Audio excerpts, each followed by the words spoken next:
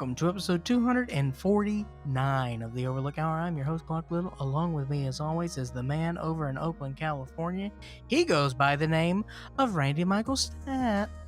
Yeah, sir. What's up? Randy, how are you today? I'm doing all right. How's the weather not going?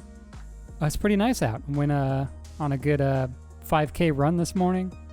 5K? Yeah, baby. Just over 3 miles. Just a little over, yeah. Where'd you go? By the lake and back, pretty much. What kind of running shoes you have? We've gone over this New Balance. Oh, that's right. We have gone over how you are a white supremacist. Also joining us is Russell John the Fisherman. Oh, dude. Why have I never done that before? That's so good. I like that It works one. perfect. Yeah. Russell John the Fisherman. Damn. That is good. I don't know what to say to that. Oksana, I've got nothing else for your name other than Oksana Valerian of Osachi. I'll work on some sort of musical cue next week. You don't have to. I'll try. That challenge accepted. So, Randy, what are you training for, if you don't mind me asking? To not be depressed. You're running from your depression, huh? Well, Exactly. because I don't know if y'all keep up with our discourse with the Scary Thoughts podcast on Instagram, but I put down the gauntlet. I said, Oh we're yeah, gonna I'm gonna fight Chad. Oh, dude. What? Randy v. Chad? Chad's he's been working out pretty hard. I think Randy's got a lot of work, but if he's doing a 4K, Yeah, You know, I and think by it's fight cool. I mean I'm just gonna run from him. I don't know, man. I gotta stick with Randy on this one, man. again, Mark and Chad, they both do MMA. So I'm he- Team Randy's got a rage in him, bro. I think Randy got him scared though, because he countered me online and said, "How about we just have like a LARP fight, and we get like styrofoam weapons?" And I'm like, "Come on, fuck no." But Randy, I think you got him running. So, Yeah, I'm Team Randy, dude. all right, Chad, that's the gauntlet's been thrown. It's your move. All right. Joining us on the show this week is writer, director, producer. So he does it all. It's Matthew John Lawrence from the motion picture Uncle Peckerhead, which we've talked about a lot on the show. Why? Mainly because it's good. And Randy likes it. And It made his top 5. I mean, we didn't get to it, but Matthew should have received his lookie in the mail. that is true. It might have got lost. Who knows? Randy, what Uncle Peckerhead came in at what in your top 5? Do you remember? I think it was 5 on the show.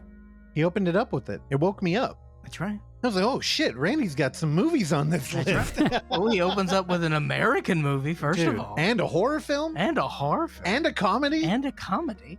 And Pekka in the title. So yeah, it was great to have Matthew on. Had a blast with him and good talk, so stay tuned for that. But before we get to all of the good stuff, we've got more good stuff. And that good stuff is brought to you by Oksana Valerian of Osachi for possibly the last or next to last time. Which I think I'm okay with. Whoa. Oh my god. Hurtful. You gotta start running if you're feeling that way. It worked for Randy. I can't. I don't want to. So Oksana, what movies are coming out of this week? All right. We have a lot coming out on Friday the 11th. Well, it is Pride Month. Boom. Nailed it. Dude, you should have said it. Oh my god, I almost revealed the trick. I was gonna say, coming out of the closet. That's it. We should have worked in a creepy clerk joke there. Or R. Kelly. Oh, pee-pee. It happens later on. Yeah. It's a callback. Randy got that up. Yeah, thank you. All right. So the first thing coming out Friday the 11th is coming to limited theaters. It's called Censor. My computer's It's moving. good. Yeah, I thought I almost rented this. Isn't this out? It's played gonna be- festivals. Festivals. Limited theaters Friday the 11th. It's going to be streaming the following Friday the 18th. Where did I see this? Did I see this somewhere? You heard me talk about it weeks ago, months ago, on this here Randy program. thinks No, but I've seen this cover art, is what I'm saying, you pretentious little prick. Sundance, maybe? Probably pulled it up when he talked about it. That's a fair point. He's been running 4K, dude. Don't fuck with him. Brady, I can't keep track of every single movie that you bring up because you watch a lot of movies, man. Yeah? Randy, I got my ear to the ground, baby. Randy, cut him some slack. He watches like baseball games and shit when we're podcasting. Yeah, Yeah. with my pink bandana on. Oksana, continue. So film censor Enid takes pride in her meticulous work guarding unsuspecting audiences from the deleterious efforts of watching the gore-filled decapitations and eye gougings she pours over. Her sense of duty, this is a long description, so it's about I mean, look, you bailing on sentences this is canon, so it's fine. how about the end is when Enid is assigned to review a disturbing film from the archive that echoes her hazy childhood memories, she begins to unravel how this eerie work might be tied to her past. Oh boy, Randy, where did you watch this? I don't know, one of the many film festivals that I attended online last year. They all feel like the same thing now, so I'm not I feel sure. like this came up when Robbie was here last. He probably also saw it, yeah. Yeah, I think he... Yeah, because that's all these two freaks do. He did, yeah, I can't confirm. But I can't remember the festival.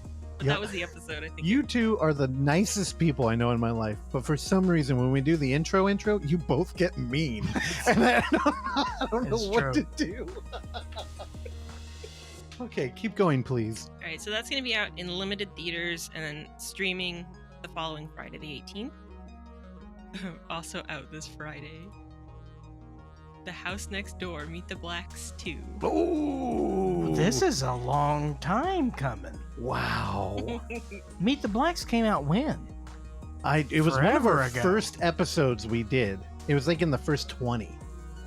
We recorded it with Terrell at Dan's house. I remember you're very annoyed by that night. Because we started recording at 10 p.m. you We jack watched off. the movie right before. We got off work, watched the movie, and then went over there to record. That's not true. Yeah. That is not true because we didn't start that record till 10 p.m. Oh, okay. Maybe. Well, maybe there's a yada yada yada in the middle there. 2016. From Beverly Hills to Chicago to the Chicago burbs, mayhem and hilarity seem to follow the Blacks wherever they go. After surviving a night of terror in the West Coast, not so best-selling author Carl Black moves his family back to his childhood home in the Windy City, where he hopes to find peace and quiet he needs to write his new book. Oksana, what is that a reference to? Where's the Windy City? I don't know, Chicago. Correct. Ding ding ding. I should have a ding ding ding thing. Yeah, so that's going to be out in theaters Friday. Man, you must think we don't know anything to try and get somebody on the Windy Cindy. Oh God. Windy The Windy My point Cindy. exactly. No, but I mean Continue. Chicago. Russell, I gave you a map of the contiguous United States. You could name 10 states, and that's it. Not true. I actually avoided your little weird test that you were walking around giving people because I knew I would fail in my performance. It's embarrassing. So at least I knew enough to abstain from that shit. And I've gotten better. all right, I won't tell the story. I'll Right. tell you off. Okay. It's that hot, huh? No, it's just I am obsessed with people not knowing about the country in which they live. It's kind of a bummer. I don't want to say too much information, but in my job now, I'm having to train Oh no. people, and I'm having to explain how time zones work. It's unbelievable. Cool. It's unbelievable, and especially because you're explaining to these Arizonans who do not adhere to the daylight savings time. Oh. So now Arizona is technically on Pacific time, even though they're mountain, but they're on the same time zone as us in the Pacific. What a unique problem. It's so weird. Honestly, I wish we ignored that shit too, though, and we could get on there with them.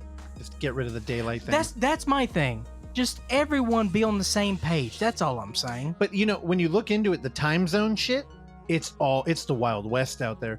There's an island, again, I'm getting cracked article territory, that changed their time zone for zoning codes and shit. Yeah, it's like a scam. Anyway, Anything else? Yeah, so an unknown and compelling force will be out on VOD Tuesday the 15th. It's a documentary of the truth of Russia's greatest unsolved mystery, the Dyatlov Pass incident, is uncovered in this compelling documentary. of all the words that tripped you up, Dyatlov was not one of them. It's their blood, dude. I don't even know if I said it right. Okay, well then you powered through Fake it. the tissue maker. You learned. Of the whole arc of doing these intro screening things, I think we've come to a great conclusion. You said the word, you didn't know if it was correct, and you just rolled on through it. Good job. We can now end the series. Although, I will tell you, an unknown compelling force, that looks like a fucking found footage movie. And when you mentioned it was a documentary, I went, oh. I had the exact same reaction because we got a press release for this movie, and I was like, and then I looked at it, and it's just a documentary. I mean, I don't like documentaries in the snow. we should probably check it out, though. Look at that tagline. 9 dead hikers. 60 years of secrets. And then there's it's a That's glove. It's gloves and Such a tease Ooh, of a OJ. poster. It's fingerless though. Maybe so- we'll get Oh, Andrew Dice Clay. Oh. Catch Dude. that. All right, good. All right. For any questions, queries, concerns, or comments, please direct us at podcast at overlooktheater.com. Stitcher, Google Play, iTunes, the other one. Find us, like us, comment, tell a friend, tell an enemy. It's none of my business what you do on your own personal time. The Overlook Hour is available on Facebook as The Overlook Hour. The Overlook Hour is available on Instagram as The Overlook Theater. The Overlook Hour is available on Twitter as The Overlook Hour. And The Overlook Hour is available on YouTube as The Overlook Theater. Find us, like us, comment, tell a friend, tell an enemy. Randy. Enjoy the interview and enjoy Uncle Peckerhead if you haven't seen it. And if you think it's a dumb title, which we talk about, come find me in the streets.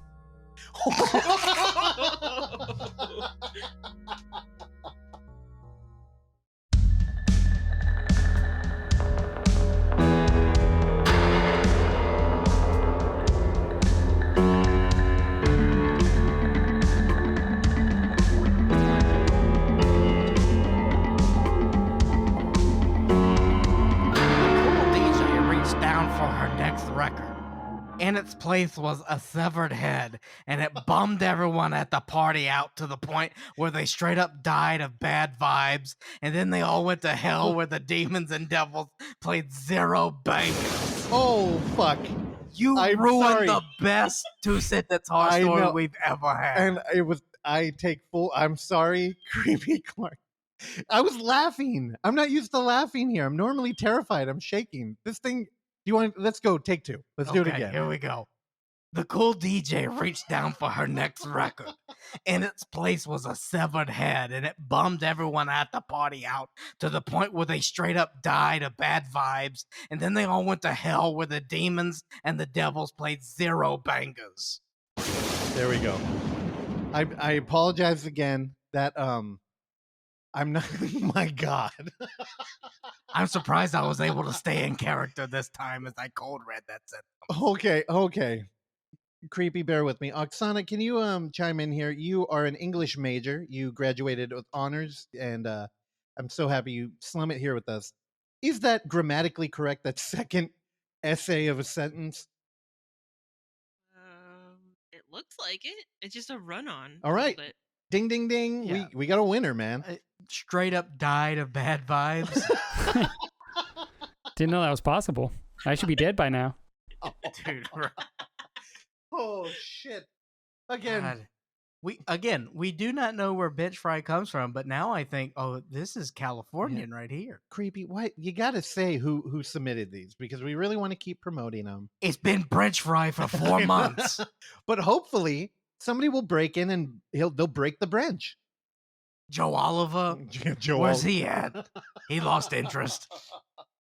Speaking of Joe- losing interest, hit the All door. right. Oh man, I really like that one. That was a good one. That We should keep him around. I mean, it's not scary, but I mean, Hell. okay. There was. I mean, there is there's a severed head. You're correct. There's a severed head. There's zero bangers. It's really. You're right. It's on me. I should close my eyes and really put myself in the spot of that cool DJ. And if I were to pull up a severed head, you're correct. It would be terrifying. Plus, I imagine, yeah, like they're not playing the hits in hell. It's hell. Also, last week you thought he might be British. What if he means bangers as in the food? Oh, they played zero sausages. Played zero banger. Oh yeah, that doesn't work, Randy. I like the attempt though. It was good. I mean, you know, I'll tell you this. I think that I am a fan of bangers and mash. So I don't think that that's a culinary offering that is being served in hell. I'm all about bangers and mosh. You know what I'm saying? Oh damn. Bang your head against the Bangers stage, dude. and mosh, dude. That's some sort of like art collective. Okay. You know, I'm sorry for all the new people listening, but we used to have a third chair. He was hardcore. He was named Justin Coot. We still love him. Does he like bangers and mash? Now, he was a hardcore kid, much like Randy, our engineer. Straight edge, very annoying and preachy about it, just like Randy. And he used Randy to... wasn't preachy. That's the bit. Thank you. I don't know. Randy's got Bible verses tattooed on his neck. That is All right. Now, the thing is, because I like metal and I'm not a little punk kid, like mad spray painting A's with the circle around them on walls, he used to come up to me and say that all the time. Bang your head against the stage. And it's an Exodus lyric, but he didn't know that. Oh my god! But it's good. Exodus. Bangers and mash against the stage. Oksana, you're killing me with all these bangers and mash pictures. So much mashed potatoes. I'm starving right now. Look at this. Oksana, when you hijack the show with a visual bit, you got to realize you need to catch up on the YouTube content. I'm working on it. How far behind are we now? I think we just put up like Eugene. No, Mary Beth's episode just went up. All right. How long ago did we talk to Mary It Beth was- before Uff? The last one before I don't know. You tell me, Rusty. Oh God. You know what? Yeah. You know, that was a bit we were gonna do. I never launched it, but you know, when she covered the show on her podcast, Scarred for Life, she introduced us all. I have the clip. You want to hear it? Sure. I don't think we ever played it. Here we go. So this year was the third year for the Unnamed Footage Festival, Wrong. which takes place typically every year in San Francisco. It's run by these amazing people, Rusty, Oksana, Madeline, Clark. They are a group of amazing people Stop who the are recording. as Why do I get bottom billing here, Dave? Well, at least your name was right. That is true. Yeah, I mean, you got top billing and your name incorrect. I have the So most. what is it worth it? It's the most aggressive personality. I think I've left the most trauma there. So she was just going off of what she knew. Although the trauma was so severe that she got the name wrong. Also, she put the men as the bread of the sandwich. Oh. So, Oksana, you and Madeline are the meat of the sandwich. How do you feel about that? Well, I think we talked to her the most outside of the episode. Yeah, because y'all are girls and girls I know. gab. Dude. What do you want? We're Gabby girls. Gabby girls. All right. Love you, Mary Beth. Your show's better than ours. All right. What would we do? Are we gonna watch that pay-per-view tonight? We 100% are watching that pay-per-view tonight. I thought it was last night, and then I was relieved when I woke up this morning. I was like, oh, I can waste money watching this piece of garbage fight. All right, I'm down. I'm excited. That is the death of boxing. Randy- being billed. Do you know who's fighting tonight, Randy? Mayweather and a Paul brother. Aaron Paul. Yeah, Aaron Paul from Breaking Bad. He's going to do meth and then fight. Now, again, I'm so bummed. I asked you before we started recording who's putting on the show. I really thought it was going to be another Paul production or whatever the fuck they did last time. Again, this is a call out to all of our listeners. I know all 20 of you. Please start looking on the internet. Find me where I don't have to buy that fucking pay-per-view. Because again, I heard they did a slap fight that was moderated by Ric Flair, and I need that audio. I promise if I get it, I will play it on the show. Are you still with me? Slap fight?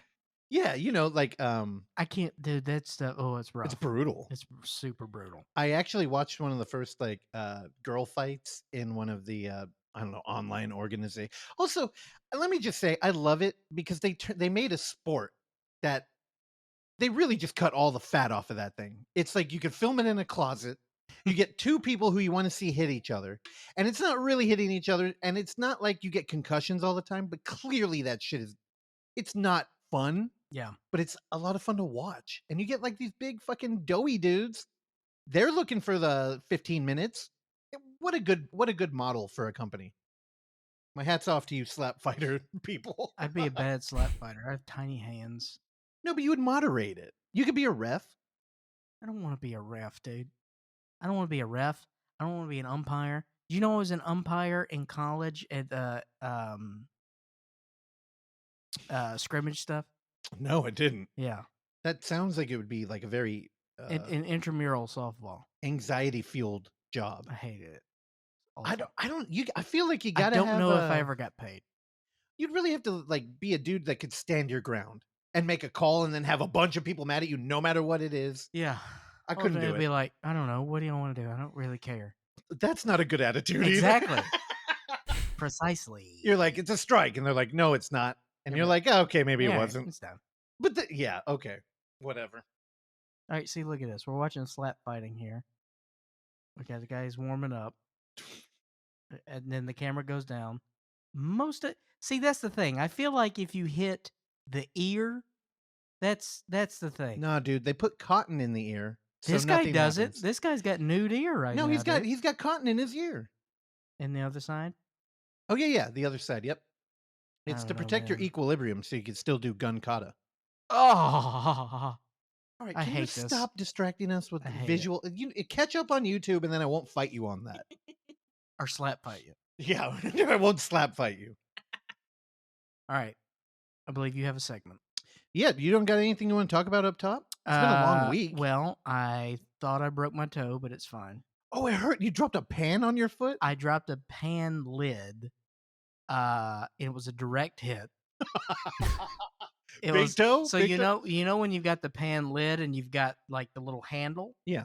So the handle landed directly on the nail of my big toe. On the cuticle or on the tip? On like the You're pantomiming it something. I'm landed not- on my toe Okay. and like it hit like directly there. Like a bullseye. Yeah. Right in the middle. And so but honestly like it's not bad at all now. No, you're showing me your foot. It's just a little bleeding here. But you still have the nail. Oh yeah. No, you walked away. Don't rip up the hole. Oh, it's Yes. blue. It's fine. It doesn't look happy. Here's the thing I'll tell you. but it doesn't hurt at all. When you're gonna lose the toenail, Yeah. it doesn't hurt. It'll look blue, and Yeah. it'll happen like a month later. But see, that's the thing. You think I'll lose this nail? You might. I'm kind of in and out right now with it. The big thing is like it didn't swell up that much, and it doesn't hurt, Here, let me paint you a picture. so it's fine. You're back on the 3rd floor of the hotel in Arizona. No, if they put me back on the 3rd floor, we're gonna have problems. All right, you're back on the 4th floor. 7th floor, nothing. Okay, they built the 8th floor just for you. You're already back. there. It's a hot day. You get inside and it's air conditioned. You have 4 beds. You don't know which one to sit on. But you pick one, you sit down, you pull your shoe off. Here comes the sock. There's a little pull back here. You know what's going on? Hey, you pull a little bit harder. Oh, there's a pain there now. You're gonna make him throw up. Let me explain something to you. I have lived my almost 35 years of existence. I've never lost a nail. I never want to lose a nail. I think I may lose this one, and of course it would be the biggest nail. Of course, it's the biggest one. It's the nail in the coffin.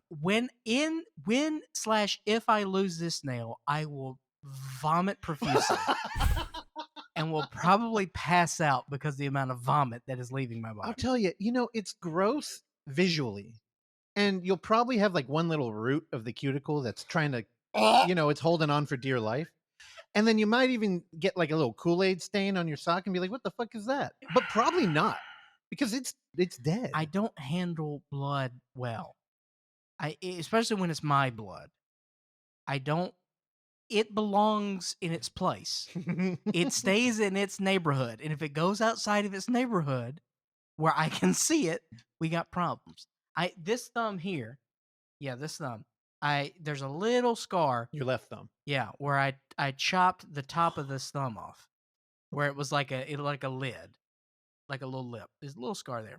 I was just chopping bell peppers, and I just saw the thumb go. Blur. I almost passed out because have you ever passed out from like heat exhaustion or anything? No. I almost passed out from heat exhaustion. I almost had a heat stroke. I am convinced I almost had a heat stroke. You're convinced you almost had a heat stroke. I almost passed out from heat exhaustion once. Okay. From football. It's a hard life you're living. You see black dots. Oh, I have had that. Yeah. I had that, and then I had that when I chopped the top of this thumb off. I was cooking bell peppers, and that was also the day where I watched the 4-hour Eagles documentary. Yeah, that's for the Eagles, not the chop. Thank you. Man, I can't do it. I hate blood. Me too. And you know what? I realized I was making a wrong move when I found myself in an EMT class. And we were going over what to do with open wounds. I'm like, wow, who the fuck am I kidding? Yeah. Yeah, I never went back. I can't do it. Yeah, me either. Randy, what does blood do to you?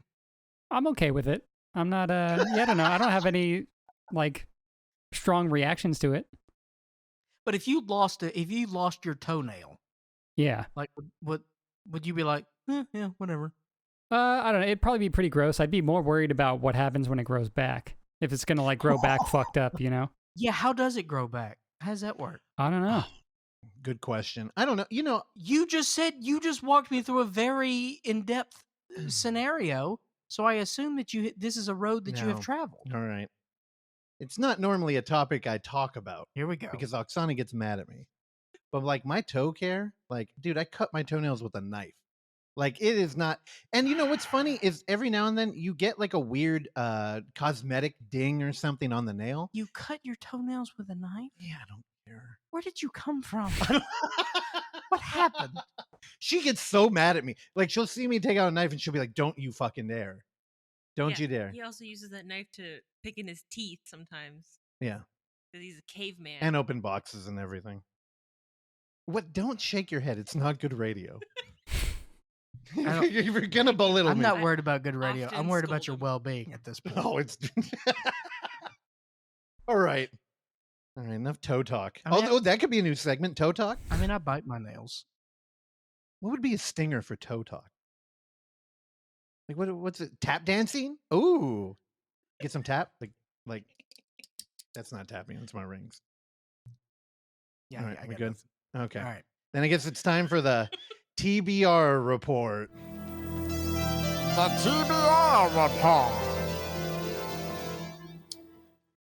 Oh boy. So Thomas is he's really pumped with this segment, which makes me very happy. Also, he's clearly doing better promotion than we ever have, and by we I mean this side of the room, Oksana, you do the only promotion for everything we've ever worked on. So, not a criticism of you. Me, Clark, not the best. Randy, he's got his moments. He comes in and out. Thomas, he's on it all the fucking time. So he sent me a new one. You know what? I have an email. What am I doing? I'm doing this wrong. Here we go. He said, woohoo. Next recommendation. I wasn't happy with that. Woohoo. There we go. What, Ric Flair showed up? Next recommendation I bring to the TBR comes out of Japan called Tokyo Videos of Horror. Oh boy. Also known as Yamiduga. It's one of those two. Yummy do. Psychic, occult, grotesque, violence, madness, psychotic. Introducing terrifying, shocking, and taboo images of videos that cameras caught in Tokyo, Japan. Comprised of 5 different stories, Tokyo Videos of Horror blew my mind the first time I'm watching. And much of the ghost spectral activity is unlike anything I've seen in both found footage horror movies combined. The last sequence is pretty gnarly, and so I'll just warn anybody who goes into this, it's not very family friendly. However, if you were freaked out and enjoyed this as much as I did, then I've got some good news, because this baby goes all the way up to Yamiduga 15. Now, again, that was Thomas. He writes an email with everything. I should have set that up before. There's 15 of these There's jokers? 15 of these fucking movies. Now, I told him Nigel, challenge. we'd started watching one of them a long time ago, and I think it was too late. I think we turned it on at like 1 a.m, and I had turned it off, and I never revisited it, mostly because I was intimidated by 15 volumes of this. He did go on to say, personally, I think the first one is the best and scariest, but I do enjoy all the others too. Currently, I just finished watching number 13, so I'm getting close to finishing the video series. And some of these later dive into time travel sci-fi elements, which are really enjoyable. So Thomas, he checks in with the TBR report. The TBR Report. every Thursday after the episode goes up. So as of now, we're recording on Sunday. He finished the whole thing. Eh, you're out there doing God's work, Thomas, and I'm so happy to be a part of this with you. Now, me and Oksana did watch the first volume, which I'm calling it volume because to paint a picture of what the Tokyo videos of horror feel like when you Now, watch them, is this like an anthology series? it's kind of like Faces of Death. Oh God. Well, no, Oh, just God. just structurally, because what you get is you get the vibe that this is like TV content, and I can't now. Before we had mentioned Fact or Fiction, and you had never seen it before, right?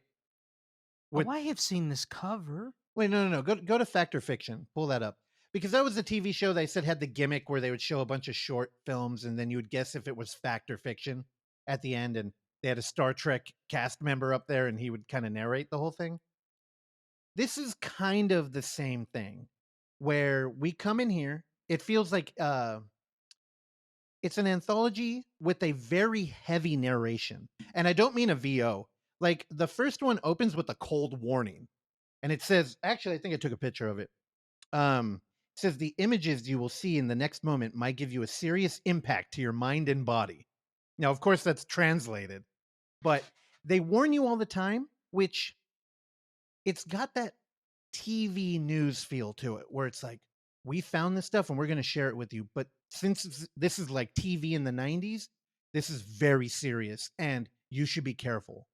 And it's got that very heavy-handed narration. Now, there are 5 different shorts in this. I think it's like an hour long. Yeah, it's 60 minutes long. They range from kind of lengthy little like creepypasta kind of stories to like fucking quick. If you follow me on Instagram, I put up a video. Did you see that video, Clark? No.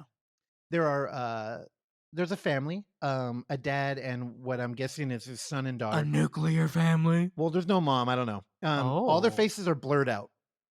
And the dad steps up and walks away.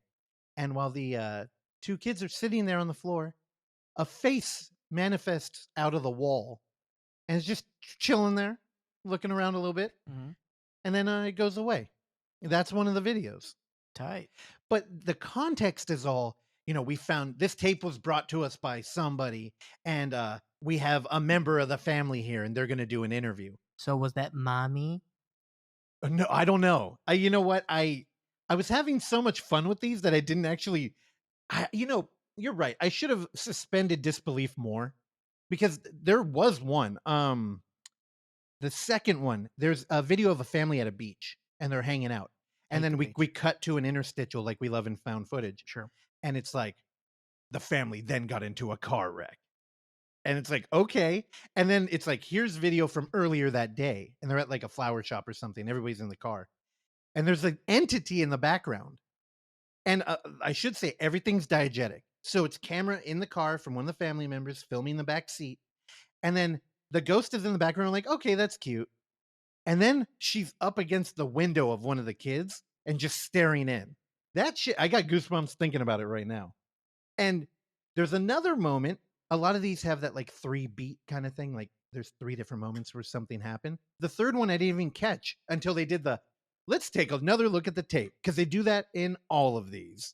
And I don't know, it's a lot of fun. And in Thomas's email, he mentions that the last sequence is a little gnarly. It is a little gnarly. The last one could be unearthed. Oh. It's got nudity, Check. and it's also got the ghost of a Oksana, how do I even approach this? Christmas past. Not quite. Let's just say there's a 3rd trimester abortion that happens on camera that's kind of committed through Senpoku. How do you say that when you like kill somebody, you kill yourself with the sword? Senpoku, I Harry think Carey.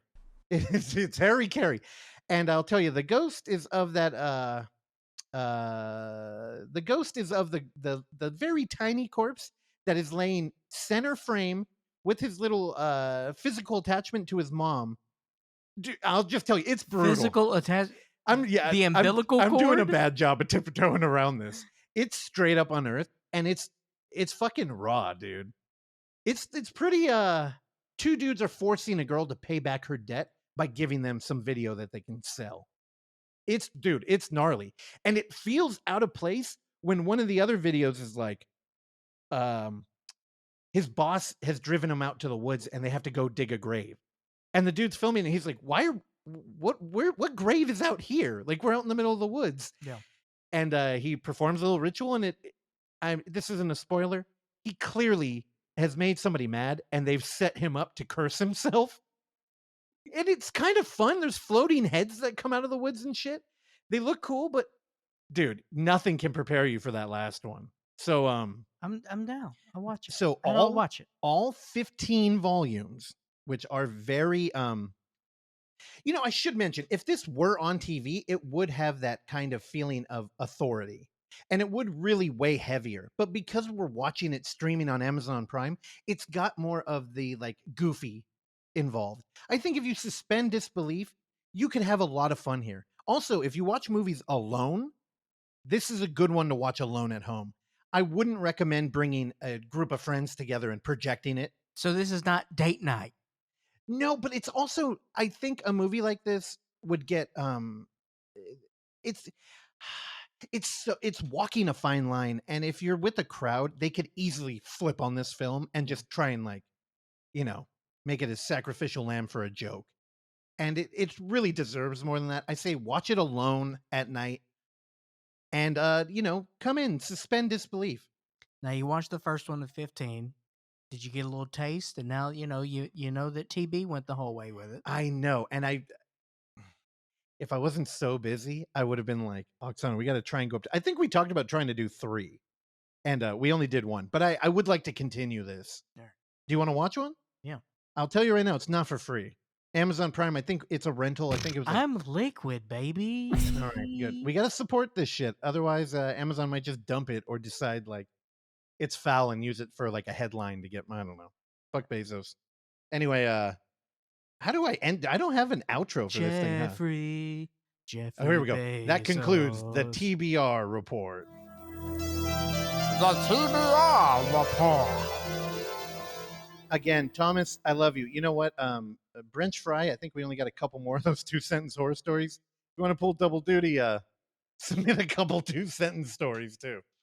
Yeah, that's All right. that's a good picture of Thomas right there. He's got his hat backwards. All right. That's a good look. Oksana, do not distract the host with good visual images of our That's good lighting. of our operative. No, it's a good picture. I think that's the one he uses on his letterbox. Looks very skater boy. I said, see you later, See you boy. later, boy. Randy Michael, Yes, sir. were you able to Get it up. watch a cup? What? Hmm?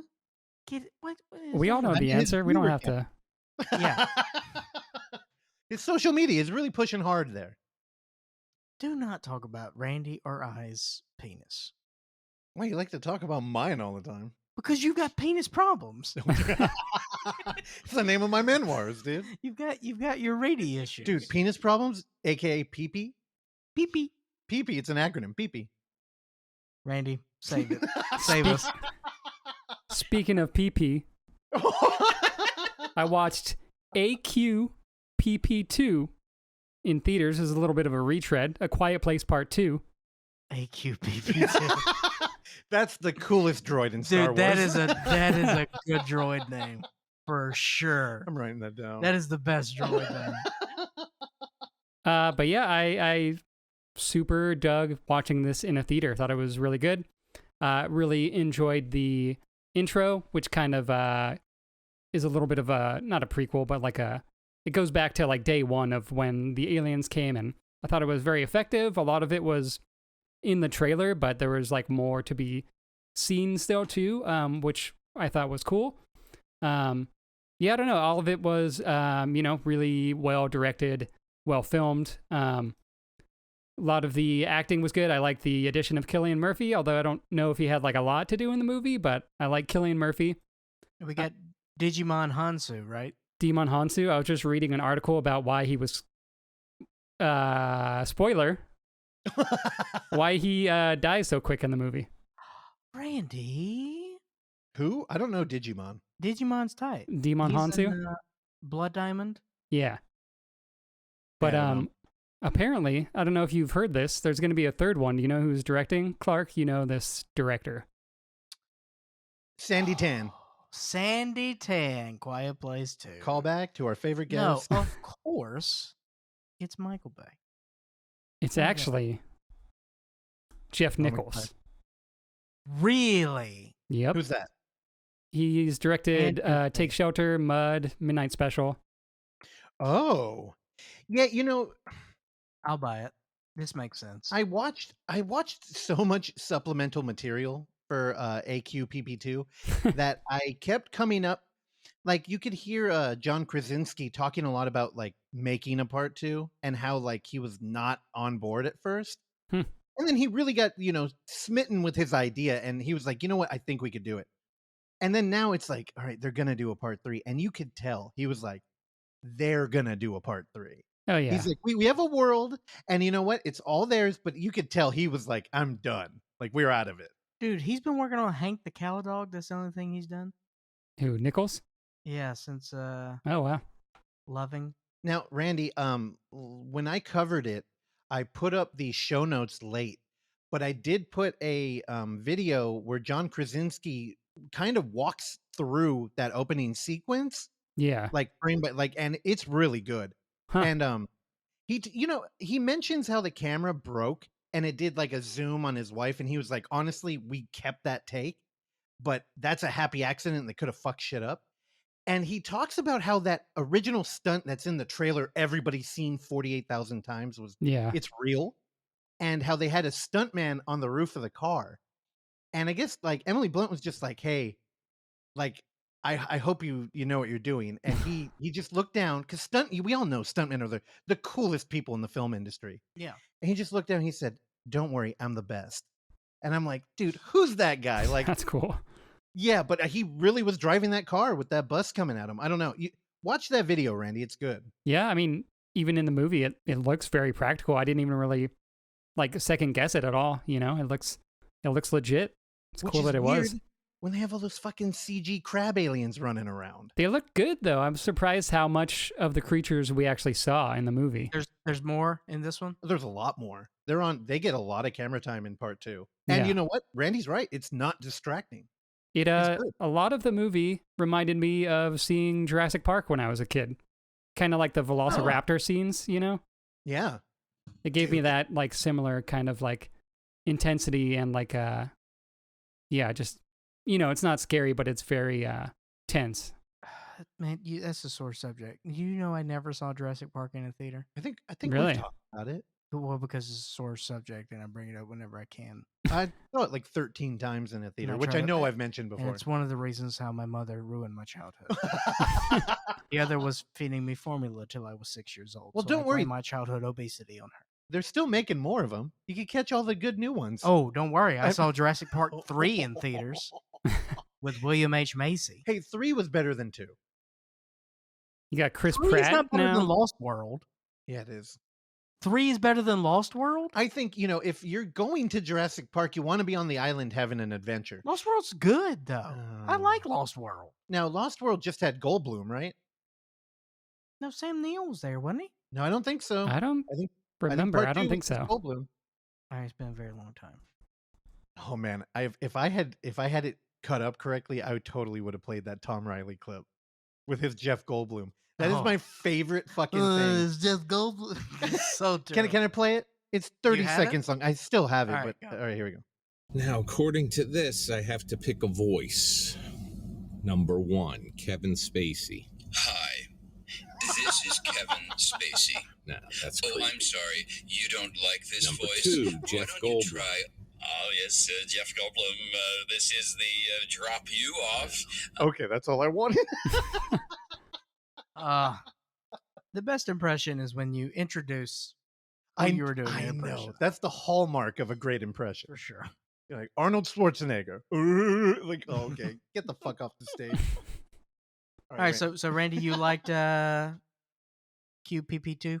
Yeah, it's good. I mean, it's kind of it doesn't do a ton more to like open up the world from the first movie, but it's definitely a super enjoyable theater experience. That's Digimon. Oh, that's Digimon. Yeah, I do. I really like him. He was in that movie Serenity. Yeah, no, I like him. He's Yeah. a good actor. Also, I realized I was just counting while y'all were talking. You could get QPP2 tattooed on your knuckles. It'd be perfect. Oh, we already have love and hate on there. Damn it. Hell yeah.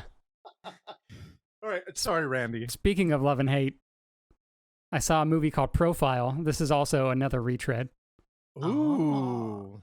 Oh, now, Randy, not only did you see Profile, but you teased this in our group texting chat yesterday. Oh, yeah. It becomes more obvious. I thought I was smart, but it becomes more obvious throughout the film. But yes. Now, you teased this. Let me pull it up here. You said something about a plot hole or rule break to watching screen Profile life. finally. It's good. Think I just saw a plot hole / rule break that kind of bugs me though. Now, hold on. Can I guess what it was? Because Yeah. I think a lot of the audience was right there with you when they watched it. And is it when she's talking about she kind of lets it slip that she's the firstborn? No, it's purely a technical thing. Oh, tell me. So you find out pretty early on that what we're seeing on the screen is from a folder from like a hard drive of videos of screen recordings. So they kind of like are able to like fast forward through days, Yeah. in like a way that makes sense. But she didn't even know how to screen record until like midway through the first day. So what screen recordings were those? Oh, I thought she had that tech guy come on and he was doing it. Yeah, but how was that recorded? She didn't know how to do it yet. I thought they were doing the IT thing where he's operating on her computer. No, that what we were seeing there was a screen recording from the files. Oh. Yeah, I'm with you, Randy. I was kind of wondering the same thing because I got thrown off by all that too. Yeah, and then you see her like start the screen recording again, like in the other like later days on, and then you see her like end it. But it's like, if you're starting and ending the screen recording, then like what is the screen recording that we're watching? Yeah. Oh, that's interesting. That's like that's almost like an Inception complaint because there's so many layers of like. Yeah, but they make it overly convoluted. I thought it was cool how the idea of like what we're watching is like someone reviewing like videos that are like from the investigation, because that totally gets away from like it being in real time, and you can go from like day 2 to day 3 to day like 15 if you wanted to. But there's not a whole lot of preamble. Like we jump into it. Yeah.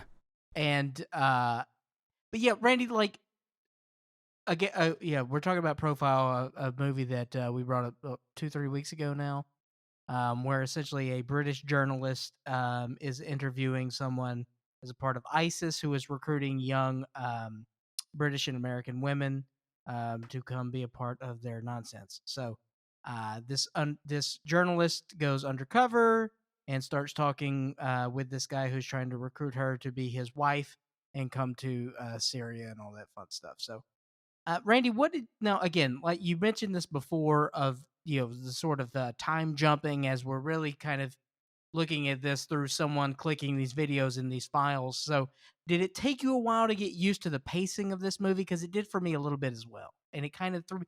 I think that it's supposed to keep you off balance in terms of like a timeline.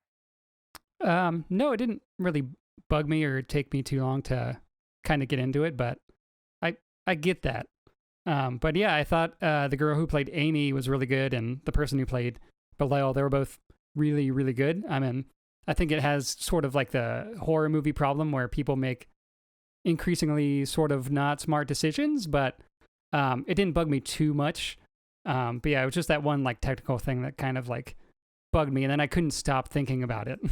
Now you got me on there too. Like so I saw the movie twice in theaters. Yeah. And when I went back for round 2, I really lived in the craft of the film, and I completely didn't catch this thing. Huh.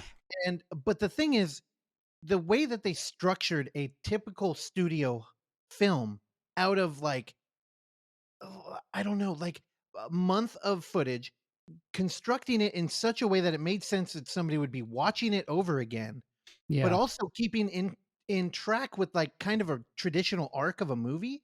And again, there's like BGM. They do the unfriended thing where she'll play like a playlist, Yeah. and it's usually appropriate. But the thing, all the other like slight shit that I didn't catch the first time that's so good is like the train. Like she lives by a train station, Yeah. and you'll notice when you're watching it, they do the ambient swell, like Paranormal Activity, with the train. So, you know, like in a theater, like with a Quiet Place 2, AQPP2, you notice when there's no music, because if you're chewing popcorn, like people are looking at you. Mhm. And in that film, they manage that with like diegetic sound. And it's so meticulously crafted that I want to talk to the writer and just be like, hey, our engineer, he pointed something out, because I feel like they must have an answer. Again, I do really like this film, and I just want it to be, you know, bulletproof. But Randy, what did you think of the cover of Get Lucky that is played early on in the film? I don't know. It's all right. I liked it a lot. I knew you like girls with acoustics covering dumb songs. What are you talking about? I'm talking about when No, we that watched girl with the acoustics covering Creep in a video. Macy Gray covered Creep. No, what is that one? Haunt, the movie Haunt. Do you remember the song that ends that movie in the credits? No, but I think I Shazammed it and it was good. It's Dragula by Rob Zombie, covered by a girl playing it on acoustic. That's way better than Rob Zombie. I know, but I think you like that. You like there's like a hint of irony there that kind of bugs me. I like a talent, bro. And honestly, I did Shazam it too, and it is on my like Thank you list. so much. But non-ironically. What? Not everything is irony with me, bro. Now, Clark is looking at me with sunglasses on and a pink bandana, mind you. I'm living my truth, man. All right, Randy, back to you. Back to your review. That's it for profile. Just briefly want to mention, Pride huh? Month. I just said it's Pride Month, so I'm wearing my pink bandana. Oh, hell yeah. See? I'm gay now. Last thing I quickly want to mention is I watched the new Bo Burnham special documentary movie. You don't even know who Bo I call Burnham him is. I call him Boo Burnham. I don't hate it. He'd probably sign off on that. Made, shot, edited, cinematography, music, all by him. Shot it over the pandemic. All takes place in one room. Kind of just him, with keyboards and computers and a bunch of different lighting setups and like a projector and stuff. This thing looks really, really good considering it's all filmed in one room. It's funny. It's dark. It's got some good music. Yeah, I don't know. It's I could see people that do not care for Bo Burnham at all. I could see people that, think he's kind of cringy or whatever, but I don't know. I don't know if I've seen a lot of his stuff besides 8th grade. So I don't know if I've seen a lot of his like YouTube stuff, but this is really good. It's super inventive. Like the editing and everything that he does, like with the camera. Yeah, I don't know. It just seems like it was, obviously he probably had a lot of time during the pandemic to just, create this thing. And you could tell that, I don't know, it probably took months to shoot this thing, but yeah, he does a whole bunch of different kind of like goofy sort of things where he like is imitating like streamers and stuff like that. And so it's a lot of like internet satire, stuff like that. And also just like talking about, there's a good song about Jeff Bezos, which Clark texted me about, and a bunch of just really entertaining stuff in here. I don't know. I think it's really, really good. It might be one of my favorite things that came out that kind of like was made during the pandemic and kind of like speaks to like certain people's experiences about the pandemic. Yeah, I don't know. It's really good.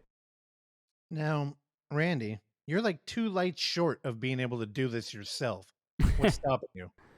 I don't have as much dedication as Bo Burnham and or talent as Bo Burnham has. Okay. Bo Burnham is wildly talented. Yeah. I watched half of this. I'll watch the whole thing. I just kind of wanted to see what the fuss was about. And frankly, when I got to the Jeff Bezos song, I had to tap out because that was too good. And I was like, well, we're not good. This is the top amount. I, however, hate Boo Burnham, and I think he is a good boy. I had to explain to you who Bo Burnham was. Bo Burnham has been famous since he was a child. Yeah. He was doing this stuff when he was 15. Now, I will tell you that, look, this absolutely deserves all the credit in the world. Bo Burnham deserves all the adulation. Again, he is wildly talented. However, I want to set the record straight here. This is not the first time a comedy special has taken place like just with a person by themselves without an audience. Like, this is a thing. Yeah. There have been inventive comedy specials before. So, I just want to, let people know, like, hey, Bo Burnham has opened the doors for many people who don't watch a lot of comedy specials. So I think it's great. And as a person who, has watched many a comedy special in his life, welcome, all you new people. Now, here's some other things that you can enjoy as well. So, I just feel like that this is just the end all be all of comedy specials, and that's all fine and good. But I don't there's a lot. even like. I mean, I guess it is technically a comedy special, but watching it just felt like like I said, like a film or like a documentary. Because it's not like super laugh out loud funny. And I don't know, it kind of feels like it goes on a little bit of like an emotional narrative as well. It felt a little, I don't want to say it's like an elevated comedy special, but it just felt like it felt like a unique thing, which totally like you would kind of expect from him. That's what I was trying to avoid. I did not want to say elevated comedy special. On the same vein of like Russell and Coot in your ever-ending battle against A24 and elevated horror. Yeah. It's sort of in the same zone here. But again, like, yes, I enjoyed this from what I saw, and even like with the Jeff Bezos thing, because that's just silly. And I think he's at his best when he's silly. But, he's not all of his stuff has always been, it's, again, for lack of a better term, some of it is just, oh, that's cute. Are you dinging him because there was Or no live enjoyable. audience? No, absolutely not. Absolutely I was not. just curious because I know that's important to you. It is important, but like Harland Williams shot a comedy special, 2011, 2012. God, maybe in 2010 actually. I forgot the name of it, but it's all out in the wilderness. He shot it in like Joshua Tree, and he's just himself for an hour doing material and trying to Force riff of with Nature? cactus. Is that what it's called? I'm guessing. I'm clicking on it now. And then like Maria Bamford did a comedy special at her house in front of her parents. It's just her and her parents. So, I don't know. You want to talk about elevated stand-up? We got to mention Tim Heidecker. I've seen it like 4 times. I know, dude. I don't. I watched it recently. I watched it this week. Dude, I love that. I love challenging an audience. And I mean, if you've ever been to one of our film fests, you know that. Ice cold Corona. What is the name of that special? It's Tim Decker, a comedy special. Isn't it? Okay. A Night of Tim Heidecker. I know. I didn't want to get it wrong. I'm glad I let you get it wrong. I know. It's so straightforward that I think even with like an internet audience, you might come in and get like An Evening with Tim Heidecker. There we go. It's perfect. It's very elevated sounding. Oh, dude, I love it. Fuck, I love it. Also, briefly before Randy, you move on, I just wanted to mention my favorite thing about Profile. Why do I keep calling it Post Malone? Yeah, right. Profile. The Christine Adams, the one who plays the like news reporter boss. Yeah. She plays that exact same character in that movie, The Unholy. Oh, and really? they came out like a month apart, but she's literally, it's weird because in both films, she's playing a character who's sending journalists out into like, iffy territory. And she's, dude, the same arc, growth, attitude, everything. It's so fucking weird. Huh. And it's not like they were like filmed back to back because Profile, I think was 2000 or 2018 and The Unholy came out this year. So I'm always curious, like, was she like, fuck, like those movies came out back to back when theaters opened and I'm the same fucking character. Yeah, I don't know. I had to mention that. I forgot to when I covered Profile. Yeah, Clark left the room, so it's still your. Oh, nice. Yeah, so I haven't seen the Unholy. I don't know if I would care You're not for going it. to watch the Unholy. Don't trip about the Unholy. It's not for you, and that's okay. I'll watch The it if it's Unholy- streaming on a place I already have a thing for. Membership. I can sense your commitment just the way you delivered that. Yeah. Sorry, I had to pee. Also, do You know, peed that quick? let me explain something to you. Did it come out on the way there? Like I don't pee in the toilet anymore. You don't QPP in the toilet no more? Sink? I pee in the shower. Oh, we're going down that road, huh? Because it's closer to the door by literally a footstep. Mm-hmm. I just turn left, de-trowel, and then just go right into the drain. Mm-hmm. I think it's more eco-friendly too. Less water. Yes, I'm not flushing the waters. I'm saving the environment, Gavin Newsom. What about like lingering aromas or It's a shower. Water goes there, man. It's fine. yeah, but did you ever think there's a reason that Seinfeld had a bit where George was peeing in the shower? And even though, all the things you mentioned were cool, the other people didn't seem to be cool about it. Like, Because they're narrow-minded, man. Me and George are free thinkers. Nah, I'm narrow urethra. I'm an open mind though. Are you narrow urethras? Yeah, we've covered this. I didn't know it was narrow. That's why though. they crammed a I fucking know your camera up mind. there. I didn't know your urethra and your mind were the same thing. In My common. mind is open. The other one not so much. God, I wish my urethra was narrow. At least I have an excuse. Randy, save us. That's it for me. Okay. Good enough. This week, I don't think I watched a movie. I have fallen behind with my paper keeping skills, with my secretary skills, in terms of keeping track of everything that I watch through my Letterboxd application. Okay. So I don't think I watched a movie this week. Instead, I watched an entire television series that we have talked about on this show. This was brought up by former guest, current friend, Jasadi Perkins. Oh, okay. Invincible, the animated television series that is available on Amazon Prime right now.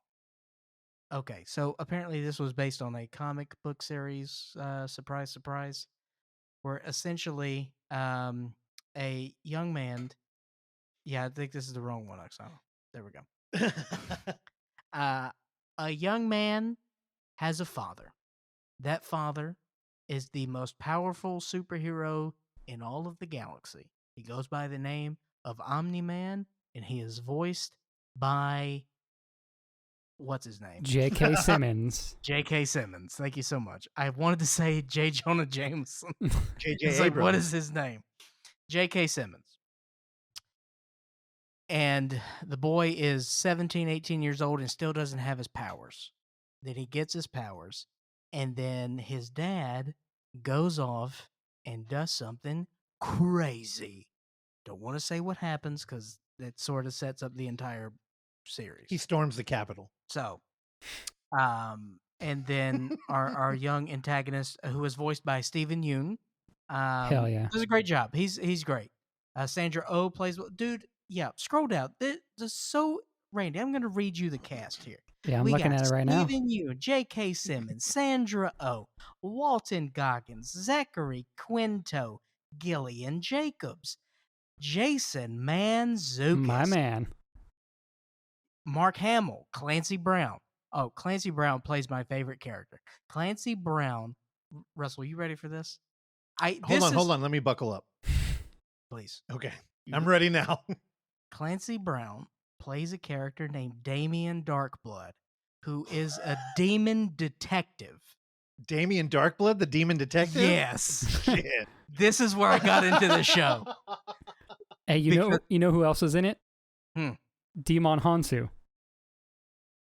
Yes, he is. He plays a character who speaks zero English language. Demon Anshu? Yeah. That's a hell of a name. That's a Quiet Place too. The guy who we were just talking about. Digimon. Oh. Yeah, Digimon's in this. He's got many a name.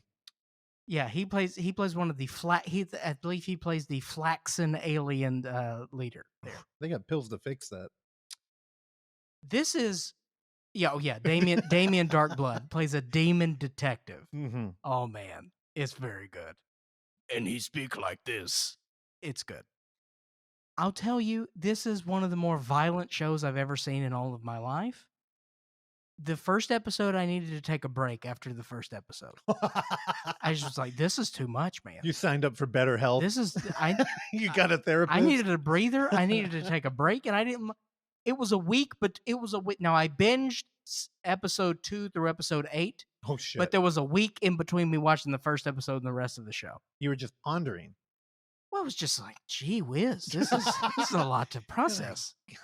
John, what? Gosh, Willikers? I don't know. I very much liked the show. When it got to the payoff of why Omni-Man did what he did, you kind of pieced everything together, and the payoff was kind of like, okay, all right, I guess this is what we're doing now. And it really sets up the rest of the series, especially for season 2. So, which I think has already gotten the green light. I think the show's doing very well. John Hamm's also in this. Yeah, a lot of Jeffrey Donovan. Yeah, he's good. So, Rogan. Seth Rogen, not Joe. Oh, I really did enjoy this. The animation, the animation is good. I do like animation, Russell. I'm fine with it. I got halfway through episode 1 and didn't turn back. I did like it. I like the show, and I will continue to watch it. Whoa, Skeleton, dead guy number 1. Wait, that's a credit. Wait, go back. On IMDb, they credit Skeleton as dead guy number 1. Yeah, I have no idea. And when you click skeleton, it shows you a picture of a skeleton. His gravestone did not have rest in peace inscribed and was drafted into Skeleton War, fighting bravely in the Army of Darkness till his death fighting Jason and the Argonauts, running off a cliff and sinking into the ocean, later recouping with Jack Skellington in a haunted shipwreck. Eventually, the war ended and he decided to become a ... We don't need to open that up. Who the fuck paid for this? I want to give him a handshake. Oh, he's 5'4". Good job, buddy. Me too. Wait, he's credited in 20 things? Scooby-Doo 2, Dark and Stormy Night, Poltergeist, The Goonies, Ghostbusters. Who did this? Who's is this 2001: A Space Odyssey? Is this Charlie? Is this we got Birdman or is it Brent Fry? This seems like Brent Fry's work. On IMDb? Now again, because we're very in the know. We're very industry now.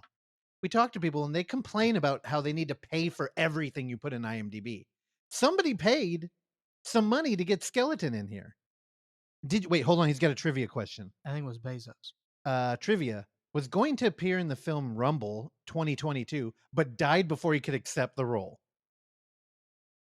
Good job. Congratulations. Whoever did this, talk to us, please.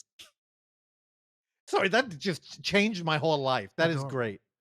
You know what? Please, as a note, can you put down? I want a link to that. I'm going to forget. Brady, have you started this show? No, I've been debating it. I'm thinking about either watching this and or M.O.D.O.K. I can't believe M.O.D.O.K is a real show. What is M.O.D.O.K? M.O.D.O.K is also an acronym and a Marvel villain that I used to like a lot when I was little. Mm-hmm. Randy, you want to go? I don't know. It's a Patton Oswalt is the voice for M.O.D.O.K. He's just like a big head. He's got like no body apparently. I don't know. I heard it was funny. It's on Hulu. Have you? Oh, you haven't actually watched any of it? No, not yet. Dude, M.O.D.O.K, you know, him and Longshot used to do a lot of combat. Longshot, whose mutant ability is he's lucky. Yeah, they had a lot of they got a lot of air on the Saturday morning X-Men show, and that's really my gateway drug there. All right, M.O.D.O.K. Watch it now. All right, actually, that's not true. I did watch one film that I think you want to talk about it now, or you got something else queued up? Is it my turn? Yeah. Yeah, I briefly want to mention something. Okay. So Oksana and Terrell, whom I both love dearly, were so into watching this movie, where the only art for a little while was a disheveled looking woman in a dilapidated house holding what looked to be like a Wes Anderson rabbit by its ears. Now, the hilarity... When you say Wes Anderson rabbit, do you mean claymation? kind of. It's got a lot of detail, and it's the subtleties are very pronounced. So the eyeballs are big and cute, but they're stylized in such a way that it's kind of creepy. And the conversations that would happen between the two, who neither of them could pronounce the name, which is Caveat, would call it KVT, Cavette. Yeah. Oksana, you want to throw in some? I know. Hey, that. Yeah. Again, Have it. Cavet. you have a degree in English? It's a degree in creative writing. Okay, I'm cutting her mic off. We just found out something. She might not be on the show anymore. And Sherelle was no better. And it was hilarious because every time they'd be like, "Oh, we're gonna watch Cavet? Are we gonna watch KVT? Are we gonna?" And I'm like, "What are you talking?" I could never remember the movie. Anyway, don't want to spend a lot of time here. It's on Shudder. It's good. A lot of people are saying it's like David Lynch. You know what? Fuck, they don't know what they're talking about. If it's anything like David Lynch, we have a kind of muted palette visually. There's a lot of detail everywhere. Everything feels very like hyper real in this house. And you know what? Here, let me set it up. A lone drifter suffering from partial memory loss accepts a job to look after a psychologically troubled woman in an abandoned house on an isolated island. Now, part of the thing when he gets here is that the girl, she's mentally unstable and doesn't feel comfortable having a stranger just roaming around. So they put him in a leather vest and they would just chain to a wall. Is this live action? Yeah, it's Okay. live. And the bunny is too. It's not stop motion. Okay. Yeah. This movie's a trip. I don't want to tell you anymore. I feel like I may have told you too much. It's incredibly fun. We watched it after an outing at the movie theater, and it was late, and we were kind of looking forward to having a drink of wine and watching something that we could like laugh and have fun with. And we put this on, and it had the reverse effect where nobody talked, and we're just like in the movie. And you know, at post 10 p.m. after going out to a theater, it's really hard to do that. So this movie's great. It's on Shudder now. I highly recommend checking it out. Randy, I think you should tune in for this one. Hell yeah. I'll check it out. Yeah, I highly recommend that. Now the movie we saw beforehand, which was dude, it's been 3 weeks in a row. We've been going to the theater. It's great. I fucking love it. And I'll tell you this, much like a Cave AT or Cavit, I didn't think I was going to get a lot out of The Conjuring 3, The Devil Made Me Do It. And I enjoyed this film thoroughly in a way that completely caught me off guard. It might be my favorite one. Now, Clark, Really? I know you stayed home Yes. and you watched it. Yes. And I'm guessing you didn't have the same reaction. The Conjuring 3, The Devil Made Me Do It, I thought was perfectly inoffensive. I'll tell you, I imagined watching it at home and it bummed me out. So I started it, and it was obviously still light outside. And I couldn't see the screen. I was like, this is horrible. Where did you watch it? Downstairs. Oh, well, you gotta I was like, finagle the curtains. Yes. Yeah. So once I figured out that situation, I restarted it. I spent like the first 5 minutes of the movie. I was like, oh man, this looks terrible. I can't see anything. So I restarted it after I had reconfigured the lighting situation. It was much better. So yeah, from that standpoint, it was fine. And you know, I don't think it would have altered my viewpoint of the film. Now, again, I'm not saying that I did not enjoy this. I will say that this was an easy watch. I mean, it flew by. Like, I had to pee with 20 minutes left in the movie. I was like, oh, I only got 20 minutes left in the movie. Because Conjuring 2, I think, is like 2 hours and 20 minutes. Yeah, It's long. This one, I think, is like an hour 50, hour 45 Hour 52. runtime. Yeah. So it breezes through. There's not a whole lot of fat on this thing, but not everything. Just the story. Well, here, let me run through it, and then Yeah. you can stop me anywhere. Let's do that.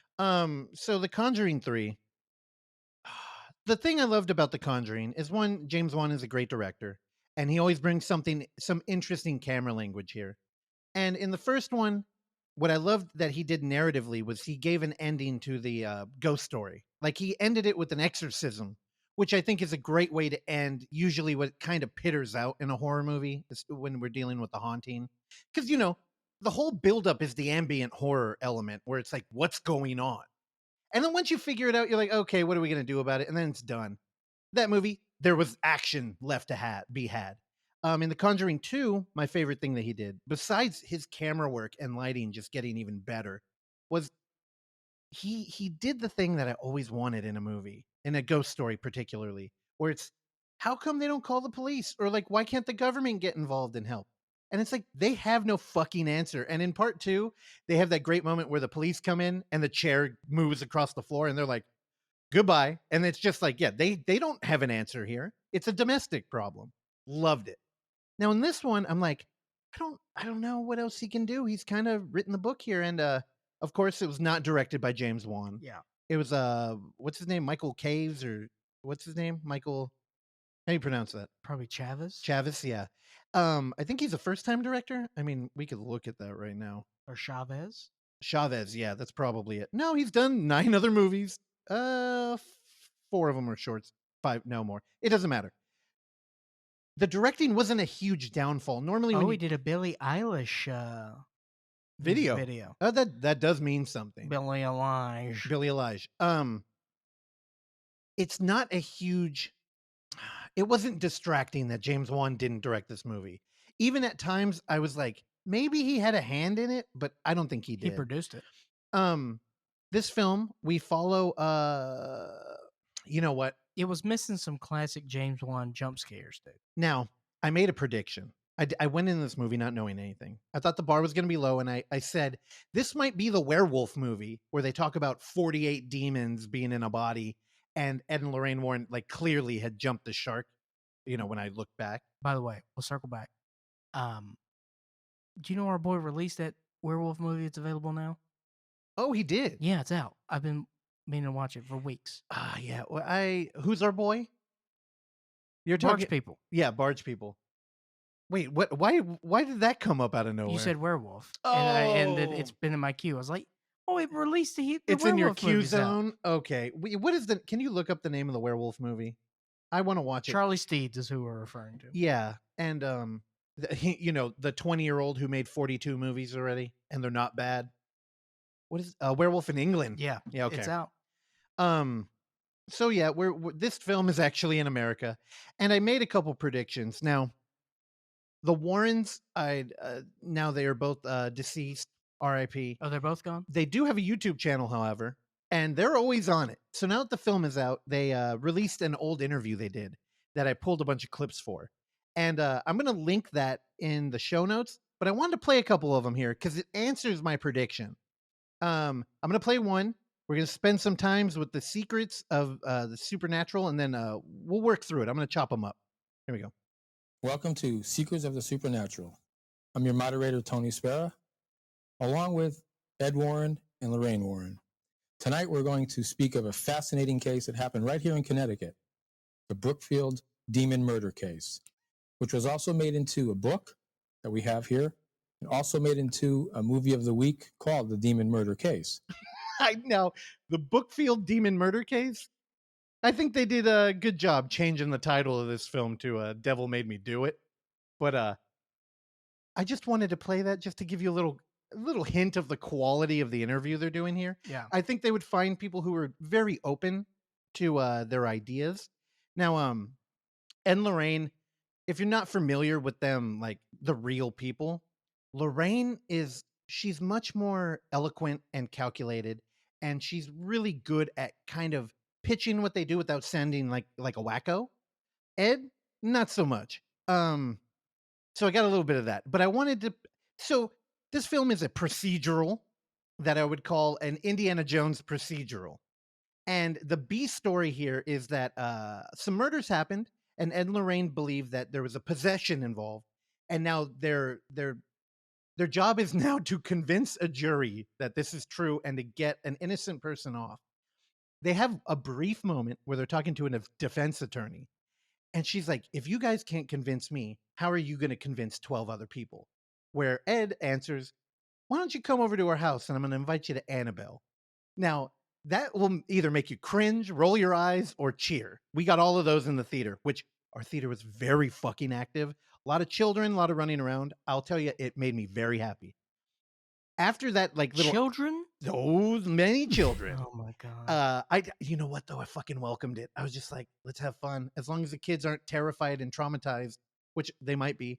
But right after the Annabelle thing, we cut right to the defense attorney in court looking shocked, and we're in it. The B story, which is the procedural, we don't waste a lot of time here. So if that's a turnoff for you, don't let it dissuade you. Anyway, here's a little bit of Ed talking about the real case. You know, if the judge had let us bring in our evidence, which were recordings, photographs, eyewitness accounts, and the priests were waiting outside of the courthouse in Danbury, Connecticut, to go into that courthouse Testify? and testify that what occurred to this young boy and Arnie Johnson was indeed diabolical possession. But I could understand the judge's feelings too. Mm-hmm. He didn't want to be known as the judge who allowed the devil made me do it case into his courtroom.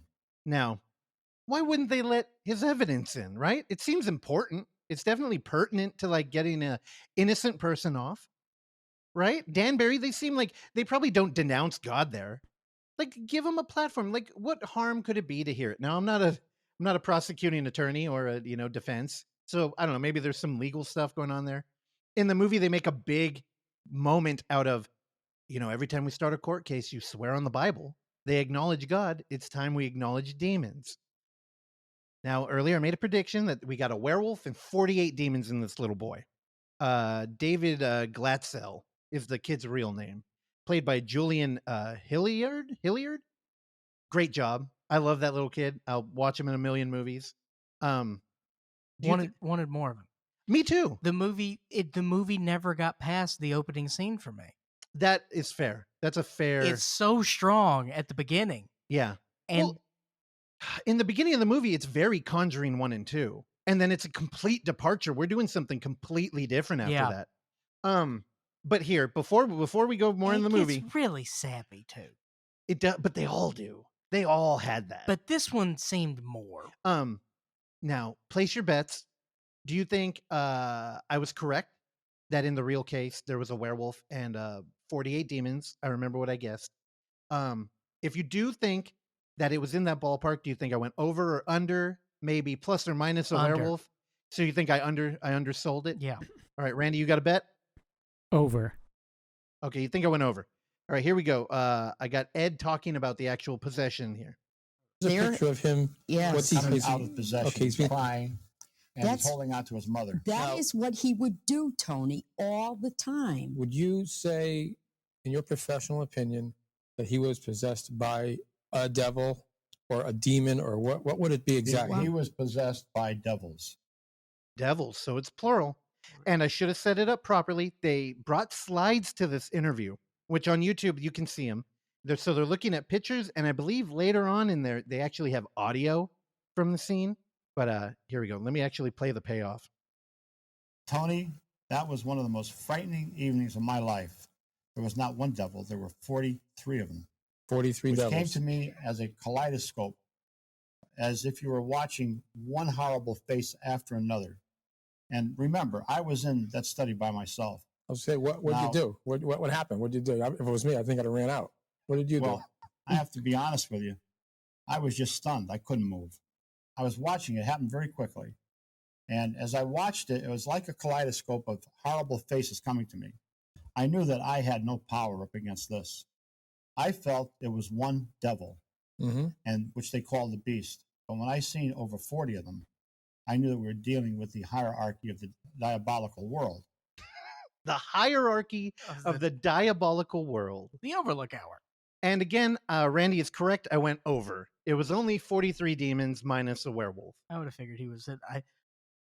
John, there were 227 demons inside this young child. No, here's the thing. When you watch the video of them talking, they never have that like Rush Limbaugh, Alex Jones kind of like larger than life. Yeah. They're very like chill, and I don't know. I But get why are people they would buy it. scumbags? I don't know. I think the fact that I want to defend them is proof that they're great scumbags. Again, Mom, if you're listening, I apologize. I know you love these people, and I know there's a large community of But paranormal fans. you can like grifters and scumbags. I know, but a lot of people that do can't acknowledge that both cannot be true. Like a loving couple that fight demons. Hey, man, I'm on board. Okay, but the fact. Look, Patrick Wilson and Vera Farmiga are two beautiful people. Oh yeah, and Lorraine Warren, not two beautiful people. Now, Vera did look a lot more Lorraine in this movie.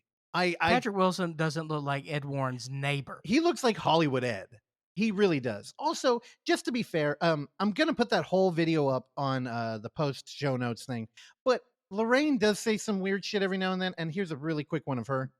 When he woke up this morning, that his pillow was soaked with blood. Now, the blood that she's speaking of is called an apport through teleportation. I thought that was a great example of her just being like subtle. Like they woke up and the pillow was covered in blood. And it's like, there's a lot of reasons that could happen. I remember in X-Files that haunted me is Scully starts bleeding out of her ear. And it's like, oh, what'd the aliens do? And it turns out she had cancer, which is terrifying whether or not the UFOs are real. And here comes Ed. It turns out it was a portal to hell. I don't know what the hell he says at the end there, but it sounds like gibberish. So, Clark, you mentioned in the beginning of the movie, it kind of like peaks, it plateaus early for you. And what you're articulating is probably the fact that it turns into a fucking Indiana Jones adventure from there. Yeah. We literally have a map. I mean, we might as well have yarn going from thumbtack to thumbtack. What happens is that we're doing an exorcism, much like part 1 and 2. And during it, Ed is the only one that notices that the son, David Galetzel? That's a weird name. He's a little boy who's possessed. And his sister's boyfriend grabs him at some point during the mayhem and offers the demon to take him. Now, he does this because Patrick Wilson had a heart attack. And yes. And Patrick Wilson, or Ed Warren, is the only one that catches this moment. Now, post-possession, everybody thinks it's good and it's done. And he goes right to the hospital. They put a heart stent in him and he's kind of out. And Lorraine, who has clearly come into her Dark Phoenix powers at this point, is just like a powerful psychic in this movie. Yada, yada, yada. She's crawling under the house and we get rats. Now, I'm telling you, me and Oksana, we're okay. We can handle a rat on screen. We did see this movie with Terrell, however, who, when a rat, he's a dude who picks up a Pokemon plushie and goes, oh, it's the new Pokemon. And he looks at it and he realizes it's not a Pokemon. It's just a rat plushie. Screams in the Michaels and throws it. He was not doing very well with one little rat. Then we're crawling through the house, which is mostly clean under it. And we find heavy plastic separating an area. We move that plastic aside. Rats galore. We are straight up in Indiana Jones territory where we're moving through like these plagues. Like I believe Indiana Jones was snakes, rats, bugs. Yeah. And dude, it's good. I thought everything was shot really well. There's a burlap sack on the floor. We open it up. And of course, what did you think was in that bag? Under the house? Yeah. No idea. You did no clue. No. Yeah. You didn't think it was like a severed head or something more like. Yeah. I mean, I knew they were looking for something, but I was like, what would they be looking for? It's like demon stuff. So I was, yeah, right? I thought maybe a skull or something. This exactly. And it turns out to be a totem. A cult has put a totem there. Or I don't even know if that's the right way to put it. There's a totem under the house. Okay. But that went nowhere. What do you mean? The culmination of why she was doing that. Okay, so hold on. So there's a totem under the house. She takes pictures, which is one of my favorite moments of that movie. Yeah. Just being under the house in the crawl space, taking pictures of a totem. Also, if you play tabletop games, that was clearly a sinkhole of evil. And of course. And I love how the rats were drawn to it. That's the kind of world building I like. Where when you do something like fucking evil, like weird elements of plague start showing up. Or, under your waterbed, you start getting rotting wood. It's like, I love that, by the way, where they're like, oh, we had to cover it up with the rug because there was water damage. And they pull it back and they're like, that's not water damage. Yeah. You know what I mean? It's like, that's demon damage. It's the devil. And So they find the talisman, they bring it to the police department, who help them triangulate where other symbols like this had been found. And then we're off to the races, man. We're doing Indiana Jones. Lorraine Warren's flying around. She's using her psychic abilities to help the police out. Yeah, We that get was... the worst scene in the movie is the one in the trailer where they run, and we're in the Slender Man woods where Yeah. a girl tricks another girl and then she jumps off a cliff. Yeah. Spoiler. Also, I should have mentioned earlier, I'm going to spoil this movie. Randy's going to put a nice little mark up top so you can skip this whole thing. Hopefully before now. And that was the worst part of the movie. Right? Yes. Okay. Well, okay. Dude. So they figure it out. Randy, it's not a possession, dude. Somebody cursed these people. Dude, we're not thinking outside the box. We've destroyed the box now. We've just opened up a whole world of possibilities. We're like, wait, we're bringing in magic now? Or at least like, I don't know, channeled invocations or some shit. And it was great because she didn't know what to do. She's like, what the fuck do you do with the curse? So we introduced a character who's like a fallen father who started investigating cults undercover, and he's living in a barn. He's living the simple life. well, when you say fallen father, you mean both of the cloth and of the actual fathering a child. Yes. Which we learn later. He's got the face only a villain could love. Oh, man. And you're like, who is this motherfucker? He's terrifying.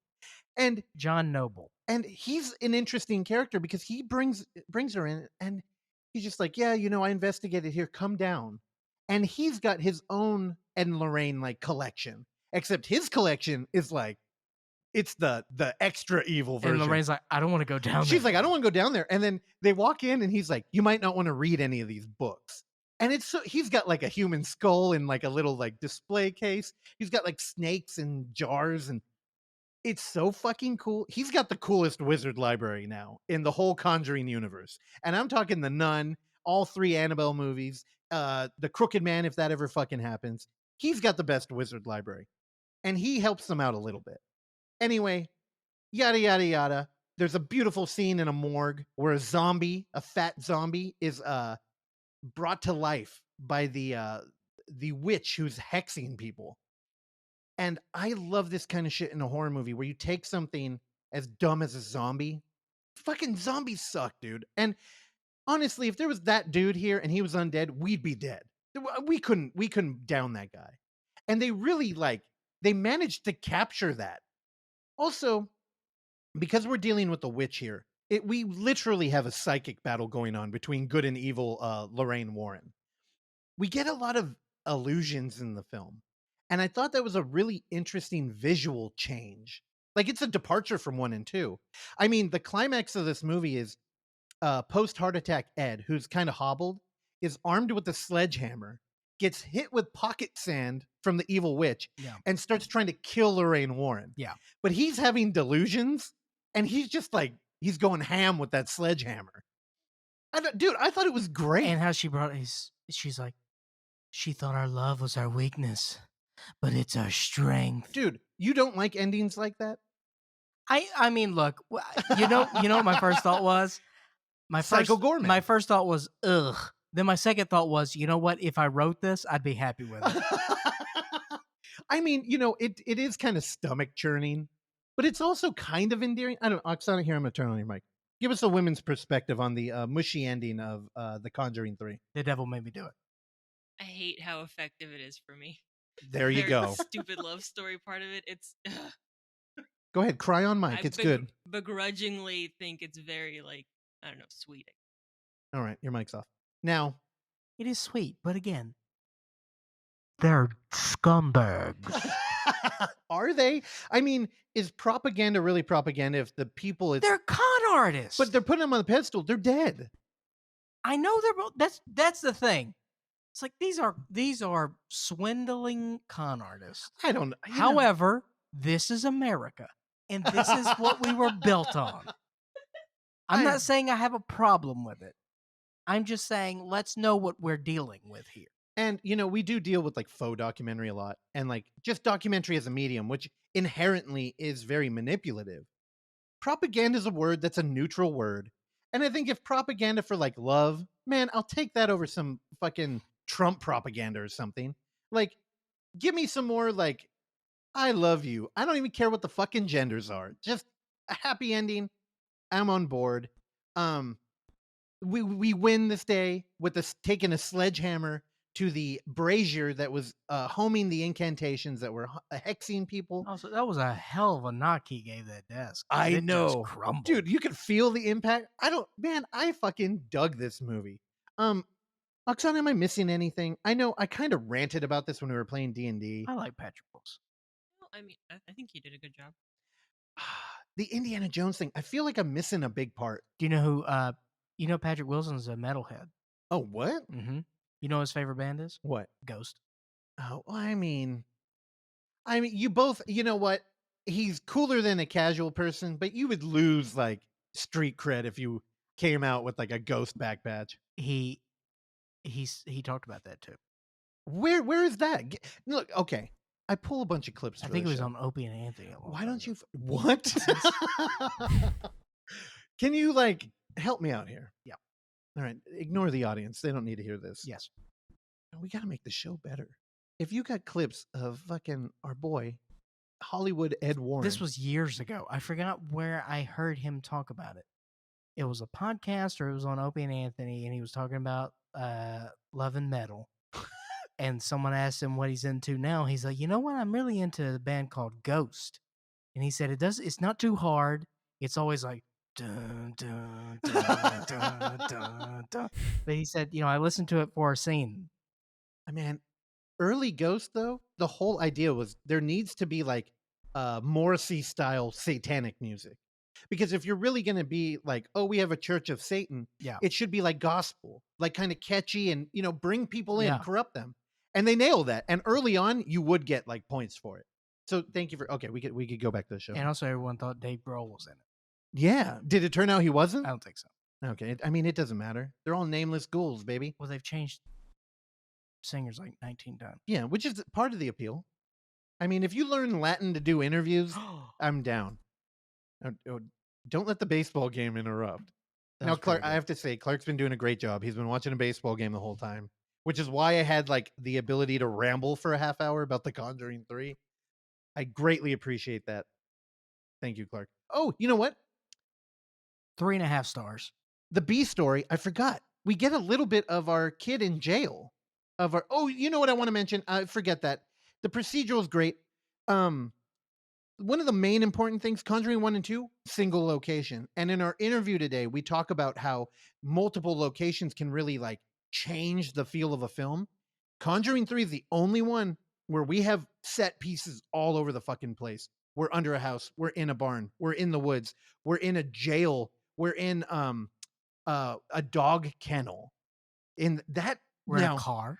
Now, the dude who took on the 43 demons in this movie, which in the movie it's only one, he is living with his girlfriend in her workplace where she's working for a drunk dude who apparently takes care of a bunch of dogs. Oh, yeah. And this dude, all he wants to do is fucking party. He just wants to party, man. He's got Blondie queued up on his new stereo system, and he's just banging that shit out. He's trying to peer pressure everybody into drinking Bud with him. And my God, I was like, I want to party with that dude. Like he made Blondie cool again in a movie, which I didn't think could happen. And this is also the first moment where we get the visual manipulation. So he's in there dancing with the dude's girlfriend. He's like, come on, dance with me, and then we'll turn it off. And our homie here is getting the 43 demons they're whispering to him. They're telling him things, but he doesn't know that. So he's looking over and they're kind of dancing like they're into each other. He's starting to get fucking angry. Yada, yada, yada. Dude turns into Rat Man. There's a great shot of a vanishing point perspective down the kennels. We get a 22 stab victim, and we're off to the races. Movie's great. A+. Actually, I don't know. I'd probably give it 4.5. It's high. Very high. Were you not high when you watched it? I was not high. There's your problem. You weren't in a theater. You weren't high, and you didn't have. Actually, that's not true. You were high. Yeah, I was high. Okay. I'd only be mad if you were in a theater and you just didn't want to see the movie with us. I will tell you, we had copious amounts of popcorn. There were 48 trailers before this movie. Somehow Oksana still managed to miss the first minute of the film, getting her third bag of popcorn. And halfway through it, she was like, I got too much popcorn. Welcome. We finished all of our. I got a small. That was my mistake, and a small kettle corn. Gone before the movie started. Yep, but dude, the trailers were fucking aggressive, and we're doing a new thing, Clark. Mm. Get a small popcorn. Mm-hmm. Get a small bag of hot Cheetos. Mm. You let them do a little lovemaking in the theater. I don't hate that. It's fucking good. I tell you, my favorite thing is to get half buttered and half kettle corn. I like that. I like the salty and the sweet. The spicy could work, but I like that salty sweet more. I'll tell you, when Oksana went back for the third bag of popcorn, she got a second bag of Cheetos. Yeah. That's how good it is. Yeah. But Randy, you haven't watched any of the Conjurings? I think I watched the first one. When I said I don't think I've seen the last couple, I meant all the like spin-off ones. Yeah, two is solid, but like 2 is like a big. Two is like, hey, yeah. This is a big thing now. It's very like poltergeist equivalent. Yeah. 2 is like the magnum opus. 2 is 2 hours and 15 minutes long. 3 is fine. Now, again, I realize I like weird world building, and I like the introduction of like, I like the way they change it up with the curse and everything. This movie was very made for me, and I totally understand why people wouldn't like it. I say I didn't like it. It's just, again, when you open that strong, and then you close with what we closed with. It was a good ending. It was fine. What, did you want something spooky? Yeah. All right, here you go. Thank you. Also, I did enjoy the waterbed. Waterbed was good. Waterbed was good. I did not go over everything. I did kind of like ruin all the plot points, but you should still go see this movie in a theater. The kid was great. I'll tell you on Instagram. Oh man, this is a little mean, and I'm sorry. I'll do better in the future. But we were in the theater. We were in the lobby. We're just really inhaling all the aromas, all the popcorn smells, all the icy. We're getting all the stimulation that you can only get in a theater. Sure. And yet we were still on our phone. And yet we were making fun of people in our feed who were watching the movie at home and posting about it like it was something to brag about. Do better, people. I didn't post at all. I know. And I enjoyed it on the futon. Do better. We need to support movies. Go out there. It's fun. And I will briefly mention the kids in the theater. They were fucking maniacs. What about the kids in the hall? Oh, the movie terrified people. I should say we had the whole back of our theater. They were doing the nervous laughter. Really? Yeah. And it was kind of like, at first I'm like, am I going to get mad about this? I'm like, no, I love it. It crushed. 2 scared me. I got nothing out of this. I was entertained. Where did you watch 2? We watched it together at the Alamo. Oh my God. That's where the ghost are. Dude. In like the smallest theater. You remember when they packed that thing out? I also remember the music was so loud that the walls were shaking. Yeah. And how was it in your room? You got shaking tables? In my room. You got a good setup down there. Yeah, but you like to listen. Let me tell you something right now. The setup you have down there is better than they got at the 4-star. Oh, that's fair. Although we do love the 4-star. It's fine. You've never been there. I know it. I know. All right. Enjoy our interview with Matt. We have a good time. We hope he had a good time. That'll be evident when you listen. Randy, you got any closing words? None. Expected. Enjoy the show.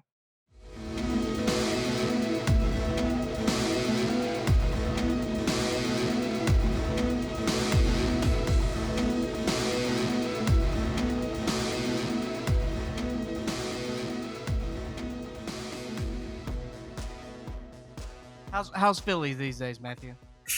It's good. My wife and I just moved here in December from Brooklyn, so we're starting to get the lay of the land. But so far so good. Oh wow! What brought you down to Philly? We couldn't afford Brooklyn anymore. Do it. Damn. So we went to. I got a job that's a little closer to Philly than Brooklyn, but it really was. We were like priced out. So yeah. All right. Yeah, man. That's a common story, on both coasts, I feel like. Yeah. Totally. Where are you guys located? I know you're West Coast, but Yeah, we're in San Francisco Bay Area. oh hell yeah! My wife works there part of the time. She lives in the Mission for about like a third of the year. Oh wow. Yeah. Well, wait, you moved from Brooklyn because of the rent, but your wife lives out here for a third of the year? How the hell do you wing that? I mean, she has to for her job, so they like provide housing and shit for her. Wow. Yeah, so she's hooked up. That's rad. And on Mission, too.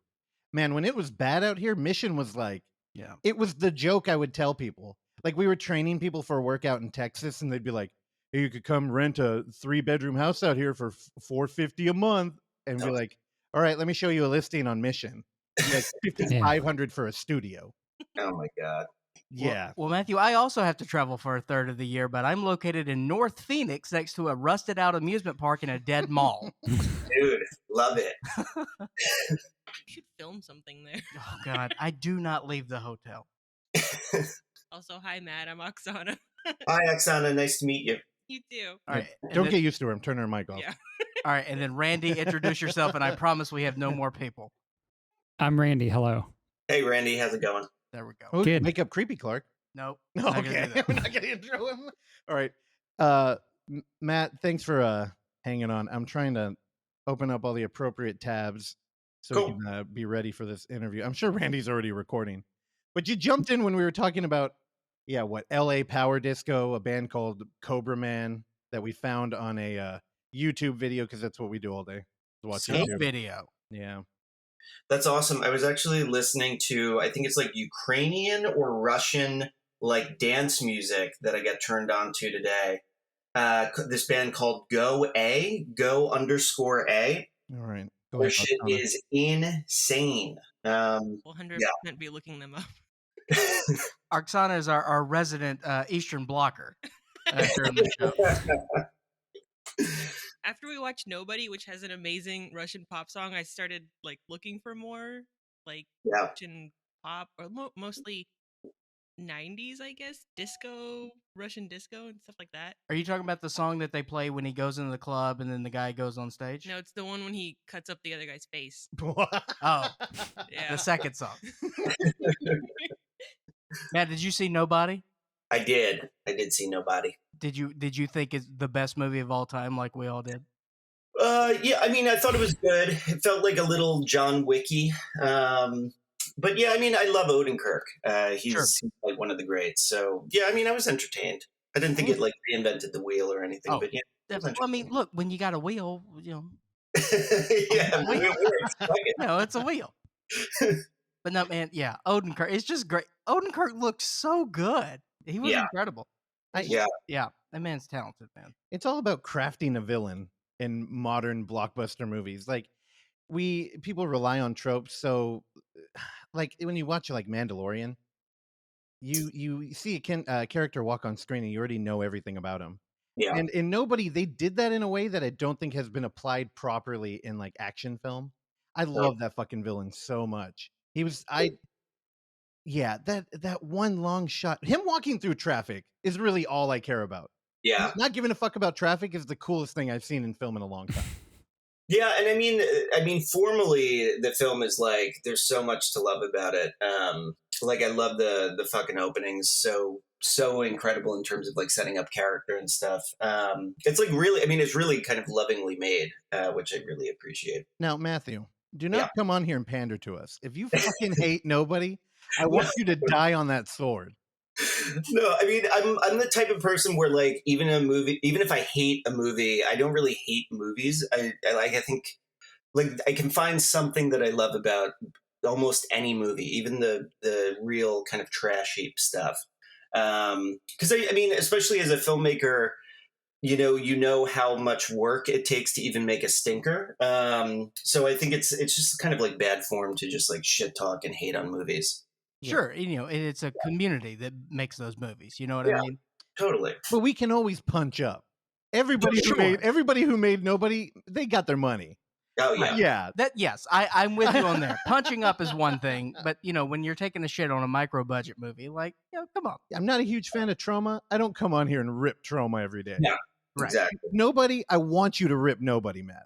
They can take a hit. Look at it this way: if you came on here and you just roasted nobody, like in a way nobody was prepared for. No, pardon the pun. Oh, thank you. I know, unfortunate wording there. And then we just put a little clip on YouTube, and that goes viral. Dude, you're helping out the Peckerhead crew. Yeah. You're actually helping the film community. So we need you to get mean today. Yeah, no, it's gonna be like I'm gonna start a war with Odenkirk. He's like, who the fuck is this kid? Dude, that could only help you. All right, Randy, I apologize. This will go good. I know Randy's a huge fan of yours. We're not going to burn this bridge, Randy. I promise. Now, Matt, we had your buddy Nick on a few months ago, and I think we asked him way too many questions about Uncle Peckerhead when he was on, and of course, was talking about his film that we loved, It Cuts Deep. So, man, it's great to have you here, man. Oh man, thanks for having me. And that's great. I think I probably knew about that interview with Nick, but it totally escaped me. I didn't know that you guys interviewed Santos. That's awesome. Oh, geez. Well, that was probably 6-8 months. That was a while ago. Wow. I think right whenever It Cuts Deep came out, which was, I feel like October, Oksana. Does that sound right? Yeah, that sounds right. Probably the fall. Somewhere around that time. But so it was great to talk to him. And and to have you on as well, because again, we talked a lot about Uncle Peckerhead with Nick, and he shared with us what he could about the project. But and then like Russell said, Randy, this was on your top 5 of the year. Was that right? Shocker. I think so. Yeah. Whoa! Thank you, Randy. Yeah. The mail. Now, see, Matt, what you don't know is that Randy is a recovering dirtbag. Punk kid, who spent a fair amount of time touring these States United in a van, not dissimilar to that of Duh. Randy, has his own journey. He committed, various petty crimes. Steals toothpaste. That's right.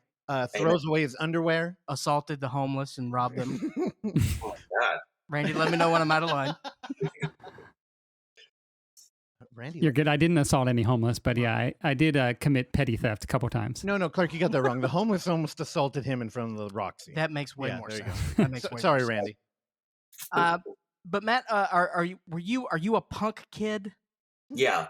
I mean, like, since I was probably like 12, 13 years old, I was like really into punk music, played in bands, every weekend went to shows. Obviously things are just opening back up now, but even, a year ago, I was still going to shows pretty frequently.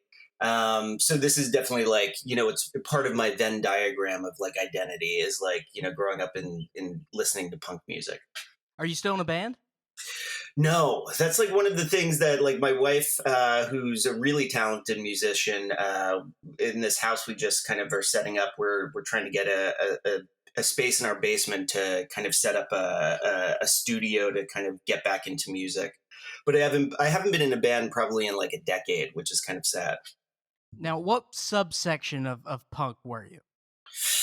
I mean, dude, I was like everywhere. I was a pretty open-minded kid. So like the kind of gateway stuff was I was really into kind of like hardcore punk music, like Minor Threat, Bad Brains, Black Flag, stuff like that. But then I transitioned and got really into like the Epitaph, Fat Record stuff. And I mean, like all ilks, I can get really into kind of like real poppy punk. I really like kind of like, like thrashy hardcore and punk stuff. So I'm like an equal opportunity, punk kid, I would say.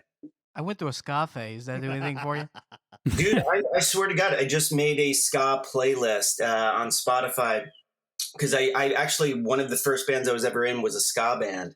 And I still love that shit. I was just playing a Specials record with a buddy of mine the other day. So yeah, I mean, ska too. Throw it all in. Let me rephrase. Christian ska. There you go. Like who are like Planet Smashers? I think they were Christian ska. The Orange County Supertones. Yes, the Supertones. I remember. Five Iron Frenzy. Yep, absolutely. These were the heavy hitters. Yeah, I know all those bands. Yes. Five Iron Frenzy. I think Orange County Supertones, I believe, was on Tooth and Nail Records. Yes. And I got into them. Yeah, the Tooth and Nail had a bunch of. This wasn't a ska band, but MXPX were on that. They were on that label, and they were kind of like Christian adjacent, if not a Christian band. That is my childhood. Is like all that shit. Dude, Tooth and Nail Records. Yeah. They named themselves after a Dawkins song. Is that it? I'm sorry, I saw a way in here. I don't know Planet Smashers, so Look, we've connected it all. And Russell, you is our resident metalhead. I was one of the guys that got shamefully portrayed in your film. No, I mean, yeah, if I was cool enough to have a car when I was doing that kind of stuff. A Honda, no. Wait, hold on. 5-iron what? What the? There's like 5-iron frenzy. That is a golf reference, right? Well, a 5-iron is a club. What?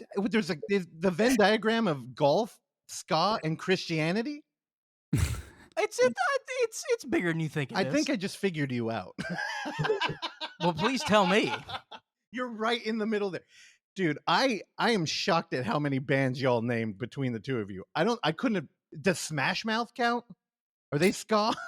They're like what kind of shit are they? They're like they have ska. They have like that guitar upstroke. So they're like if you could make Guy Fieri into music, it would be it would be them. I like Guy Fieri surf rock. Yeah, that's right. I like how Matthew was like, what kind of shit are they? Well, they're from San Jose and we love them. We will die on that sword. Are them in Train? Oh, Train? Really? Train's from San Francisco. Some hard hitters there. I'm on that caboose. And Matt, did you ever do how were you on the straight edge hype? So I didn't. I never identified as straight edge, but I was a Boy Scout until I was like probably 18 or 19 years old. But I never like had X's on my hands, and like I was never part of that that gang of kids. But yeah, I mean, I loved Minor Threat and a bunch of bands that identified as like straight edge, like H2O and stuff like that. But it was never my bag. It's like, that thing. I never wanted to be a part of a club that wanted me as a member. Randy, you want to weigh in? Counter argument. You chose correctly. No, I was straight edge for a really long time, and I don't know. I was into all the same type of bands, Minor Threat and Uniform Choice. Was really into like all that kind of like positive punk hardcore stuff. Growing up, I mean, I listened to like a lot of New York hardcore too, like Sick of It All, but more into like the positive stuff. Yeah. But I broke edge like 4 years ago. Oh, how does it feel? It's good. Yeah. I got a have a drink here and there, but don't go too crazy. Yeah. He's ruined his life, man. That's what happens when you get a Spotify account and start listening to Rogan. But when Randy broke edge, he broke edge like he's like, hey man, I'm taking shrooms now. Hey man. He took shrooms and went to go see a Nazi film, but done by Terrence Malick. So that's true. I did skip marijuana. Just went straight for the psychedelics. I love it. Yeah, man. All right. So let's so Matt, walk us through how this project started. How did Uncle Peckerhead become a creation? So I had been trying to get a project off the ground for like 2 years. And we had like 2 actresses attached. It was kind of like a meta slasher movie, but we needed a sizable budget compared to Peckerhead. So we needed like at least a few $100,000. And we came very close to like securing it, getting it made. And it fell through, and I was really like kind of devastated because we had spent kind of 2 years trying to get this thing made. And so then I kind of made this decision that I wanted to make a movie where I knew we could make it. I knew we could cobble together the money, and I had the connections and the resources. So I kind of started thinking about who, like a friend's family, kind of my orbit, who I could poach in terms of like, relying on favors and stuff like that. And my brother's also really into the music scene. He was booking at this venue called House of Independence, which is where kind of the third act of the movie happens. And my friend Jeff, who's in the movie, we wanted to work on something together. So I really wanted to incorporate music. And Jeff and I always would like kind of trade war stories from being on tour. So I kind of took a bunch of ideas, like the actual idea of Peckerhead was I had kind of a bunch of ideas swimming around. I wanted to make a movie that kind of depicted my experiences on tour and the experiences of my friends when we would kind of tell stories about, what it was like kind of being a DIY band. And then I had this idea that I was trying to pitch to Adult Swim that was like it was kind of like a 90s sitcom. I always described it as kind of like a punk rock Full House with the redneck Mr. Belvedere. It was like, there was no horror element. It was just going to be kind of like a throwback, kind of weird. It was never explained why this hillbilly tweaker was with these punk kids in this house. So I had that idea. I wanted to do these tour experiences, and I had been producing, and I've always been really into horror. Like the few shorts I had made up until that point were mostly horror. So my girlfriend at the time, now wife, we went to this film festival with one of the films I had produced of Nick's called Holiday Fear. And of all the features we saw at this festival, the festival was great, but none of the features were kind of the fun midnight movie type of thing that I really wanted to get at a festival. So on like the last night, I forget what movie we watched, but it was like a really self-serious horror movie. And I was just like, and those are great, like in moderation. But we kind of were drinking, and I was like, man, I want to make like an insanely fun, like kind of like midnight horror comedy. And that's kind of where it started. Is I just kind of like took all of these like ingredients of, wanting to make a story about touring and having this Adult Swim kind of premise, this kind of like dynamics between these 3 or 4 characters. And just started thinking about what favors I could call in over like a decade's worth of time. And, within 6 months, I basically had the script for Peckerhead locked. And we were ready to go. Now, I was reading a lot of reviews of Uncle Peckerhead. And first, congratulations. People like fucking love the movie. Oh, dude. It's wild. I can't believe it. Dude, but you know what? I have to agree with the AV Club. Do you know what I'm talking about? I don't know what you're going to reference from the AV Club, but that was like one of the most passive aggressive positive reviews I've ever read. And you know what? It really read to me as just like fucking honest too. And I don't love the AV Club, but they put out an article. It says, hold on, a film named Uncle Peckerhead is actually good. And I don't know why in 2020 I had that hurdle where like Clark was really into a movie called Butt Boy. Oh yeah. And I mean, like, that's part of the, like we were both distributed by the same company. And dude, do you know how hard it is for me to watch a movie called Butt Boy?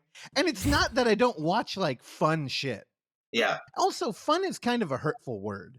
And I'm sure like everybody here who's a musician, when your music or like, we had a film programmer out here who used to work at the Alamo, and he would always describe his punk band back east as being reviewed as, it looks like they're having fun up there. And he said, I've never heard words so hurtful. And, and I don't mean it that way. I mean, fuck, man, I'm a horror fan, and horror comedies they don't often land. And it really took pushing for Clark to get me to watch Butt Boy, but I did it. I think we ended up booking the director, and it was like, okay, I got to watch it. And then I fucking loved it. Yeah. And then Randy. Now, Randy is, Randy chimes in every now and then. He's the engineer. We wouldn't have a show without him putting it together. And he watches foreign films all day. Randy, who might be moving, just threatened. He said, I need to get my copy of Transit back before I leave. And that's a film that he described as what? Echoes of Vertigo? Yes. So when Randy's like, I like this movie, Uncle Peckerhead.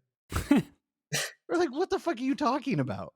And again, it did make his top 5. So, dude, I'm telling you, I went in there and, man, the title became a hurdle. I don't know. What did you... Well, the title for me felt very close to home, as the main character in the film said that his father named him Peckerhead. And my father also called me Peckerhead. Really? Yeah. It's a Southern thing. Peckerhead, like you said, well, you Peckerhead. Wait, jump in there, Matthew. I'm sorry. I was trying to like finagle that into a question, and I just had fun talking about it. So the question is like, why did you name your film such a poor, like, why use such a poor title? Yeah, I mean, it's crazy because that is kind of like an overriding sentiment I've heard is that like people hate the title, or the title is like really tough. It doesn't kind of like, track with, the material in the movie or kind of the content that you end up getting. And it's weird. I mean, because I didn't hate it. Like I knew it was going to be, I just wanted a title that one was appropriate given the movie, but was also like kind of attention grabbing. And I didn't realize that people had such like an adverse reaction to the term Peckerhead. It's not like in my vocabulary, my regular vocabulary, but I didn't realize that people found it to be such kind of like in a negative context, such a profane term. And they thought that it was the bad type of lowbrow. Wait, hold on. Have you received a lot of pushback on the title? Thank you.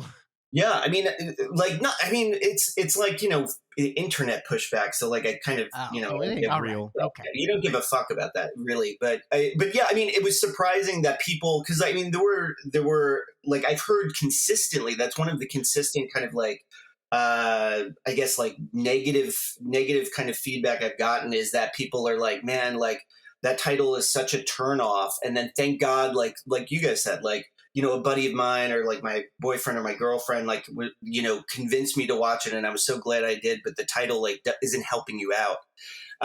It's weird. It's just like, I hadn't thought about it. It's like one of those things that you're just so kind of like, cause there's certain things that you can anticipate people are going to kind of like take issue with. At least for me, if you're really self-critical, which I can tend to be. But the Peckerhead thing, I figured that, we weren't going to win over, the Cannes selection committee, but now, Matthew, I'm going to cut you off there. Yeah. Now, but it was your choice, right? You named it? Oh, totally. Yeah. All right. Now, whatever you were listening to, like, stick with that. Yeah. Because people are stupid and they don't critically think about anything. And it's not that Peckerhead is offensive. Who the fuck is offended by Peckerhead? Yeah. Nobody. And if they're saying that, they're just trying to get more clicks on Twitter. They're just adorable. Outrage is good content. So, that's stupid. The reason it was a hurdle for me is because it was so clear that the movie knew what it was. And when we're dealing with horror comedy that's self-aware, oh my God, it can be the hardest thing for me to watch. And I watch, it's a hobby of mine, blindly watching movies on Tubi and Amazon Prime. Yeah. So I'm down there in the gutter with micro budget is my thing. And when you get like low level studio horror comedies that are self-aware, oh my God, it's really hard for me. So when I saw a movie titled Uncle Peckerhead, I thought, okay, this is going to be a movie where there's it's Comedy Central, like not the channel, but like it's mainly comedy. And then we might get a little bit of sprinkling of horror. Maybe there'll be a goofy zombie looking around. And I'll tell you, I think the title is why you have 100% on Rotten Tomatoes. Because you come in there and you're kind of like, I already know what I'm getting into. And then you really don't, because your movie has a lot of heart and the story's good. And it's got like an antagonist that you actually end up kind of rooting for. I don't know, man.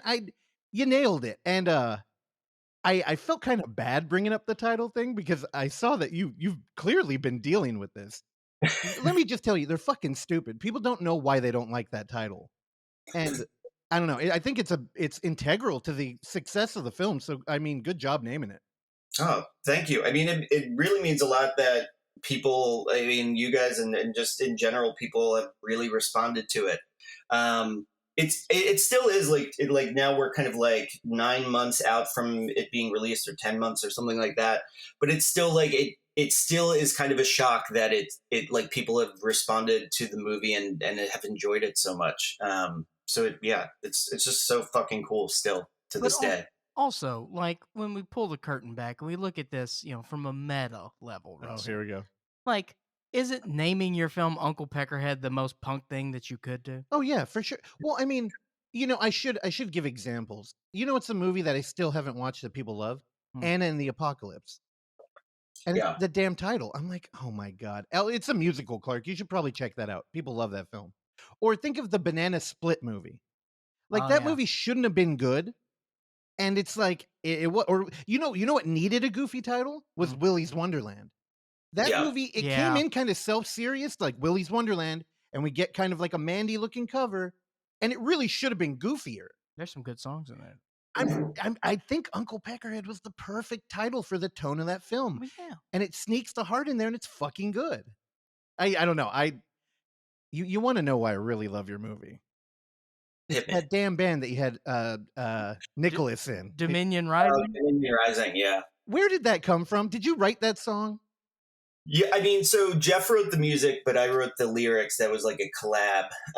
But yeah, I mean, that was kind of, just from being on tour, like you inevitably play with many Dominion Risings. And you definitely, like, I can't tell you how many insufferable turds by way of like a Shiloh type character you've just had to, you just suffer through. And you just, those guys are like, it's unfortunate, but those types are a dime a dozen. It might not be the same type of music. It might not be like that butt rock or that kind of like emo screamo stuff. But there are so many, every town has like a local band like that. But like now that you're sort of removed from that scene now, Matt, and like now when you look back on those years and you look back on those people, like, what are your feelings towards them now? Do you mean like, do you kind of get it to where maybe you think of like, maybe they realize that this is really it for them and they're just trying to milk whatever they can, milk whatever good experiences they can, and like let them have that time? Oh, like as a real answer, the older you get, the more you're just like, man, if it makes you happy, fucking go with it. But I think like what I find so offensive about like that type of personality is it's not just, because like, I have like tons of friends that are, and I mean this sincerely, that are in bands that are not very good. But like we were kind of talking about at the beginning, like when people say, but it looks like, I see it brings them a lot of joy, to play. And I see that it's fun to go see them play because like, you can see that they're touched by your support and you like to see your friends kind of having fun, even if it's not like it's something that I would listen to, while I'm writing or just kind of like, working out or whatever. But those bands are offensive because they're such punishers, like to other bands and other people. Sure. Like when I think back in the day, like your vision kind of softens on those types. But I was never like, if I didn't like a band, if they were really nice people, I would say like I love that band or I love those guys. Yeah, that's the big thing. Just be nice and like you'll work. Like exactly, you'll get work if you're nice. Yeah. Well, especially now, where like, if you're like a touring band and you don't really have a following, you're not doing it for the money. Even if you have a fucking following, there's like no money there anymore. Right. Well, a lot of it, it's all stemmed from insecurity. I honestly because like, me coming from the comedy world, like I knew comedians of the ilk of Dominion Rising. You know what I mean? Yeah. Like, and I kind of look at it the same way. Of and from a comedian standpoint, of course, it's all insecurity related. So, like, I think there's a more immediate understanding of that personality type, and who's to say that I wasn't affected by that either? So, it's a sticky situation, when you're in these early days and you're trying to figure out who you are and what you are, and but it's also fun to poke fun at them. I also want to point out that you knew the name of the band right away.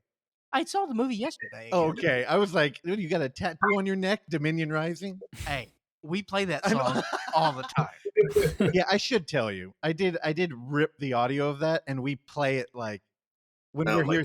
Yeah, dude, it's fucking good. That shit ripped. I want the whole track. Yeah. Did you record a whole song or just what we get in the movie? I think, yeah, I mean, we definitely did an entire Dominion Rising song. So I'm not sure if that extends anymore. I think we might have cut a little bit out of it. But yeah, like we recorded an entire, like Jeff and I got together for a weekend and just kind of like, he had written the music already and I just kind of wrote the lyrics and I guess you could call it a melody. Yeah, along with it. But yeah. I mean, and Jeff always describes it. I'm not going to take credit for it, but Jeff always describes it, or maybe Bill, who played drums on the recording, described it as like the music. If you listen to it, the music's actually really good. And this kind of describes those bands. Like if you just listen to the music, it's like, okay, this kind of rips. But then like when the haircut grabs the microphone, it's just like all downhill. Holy shit.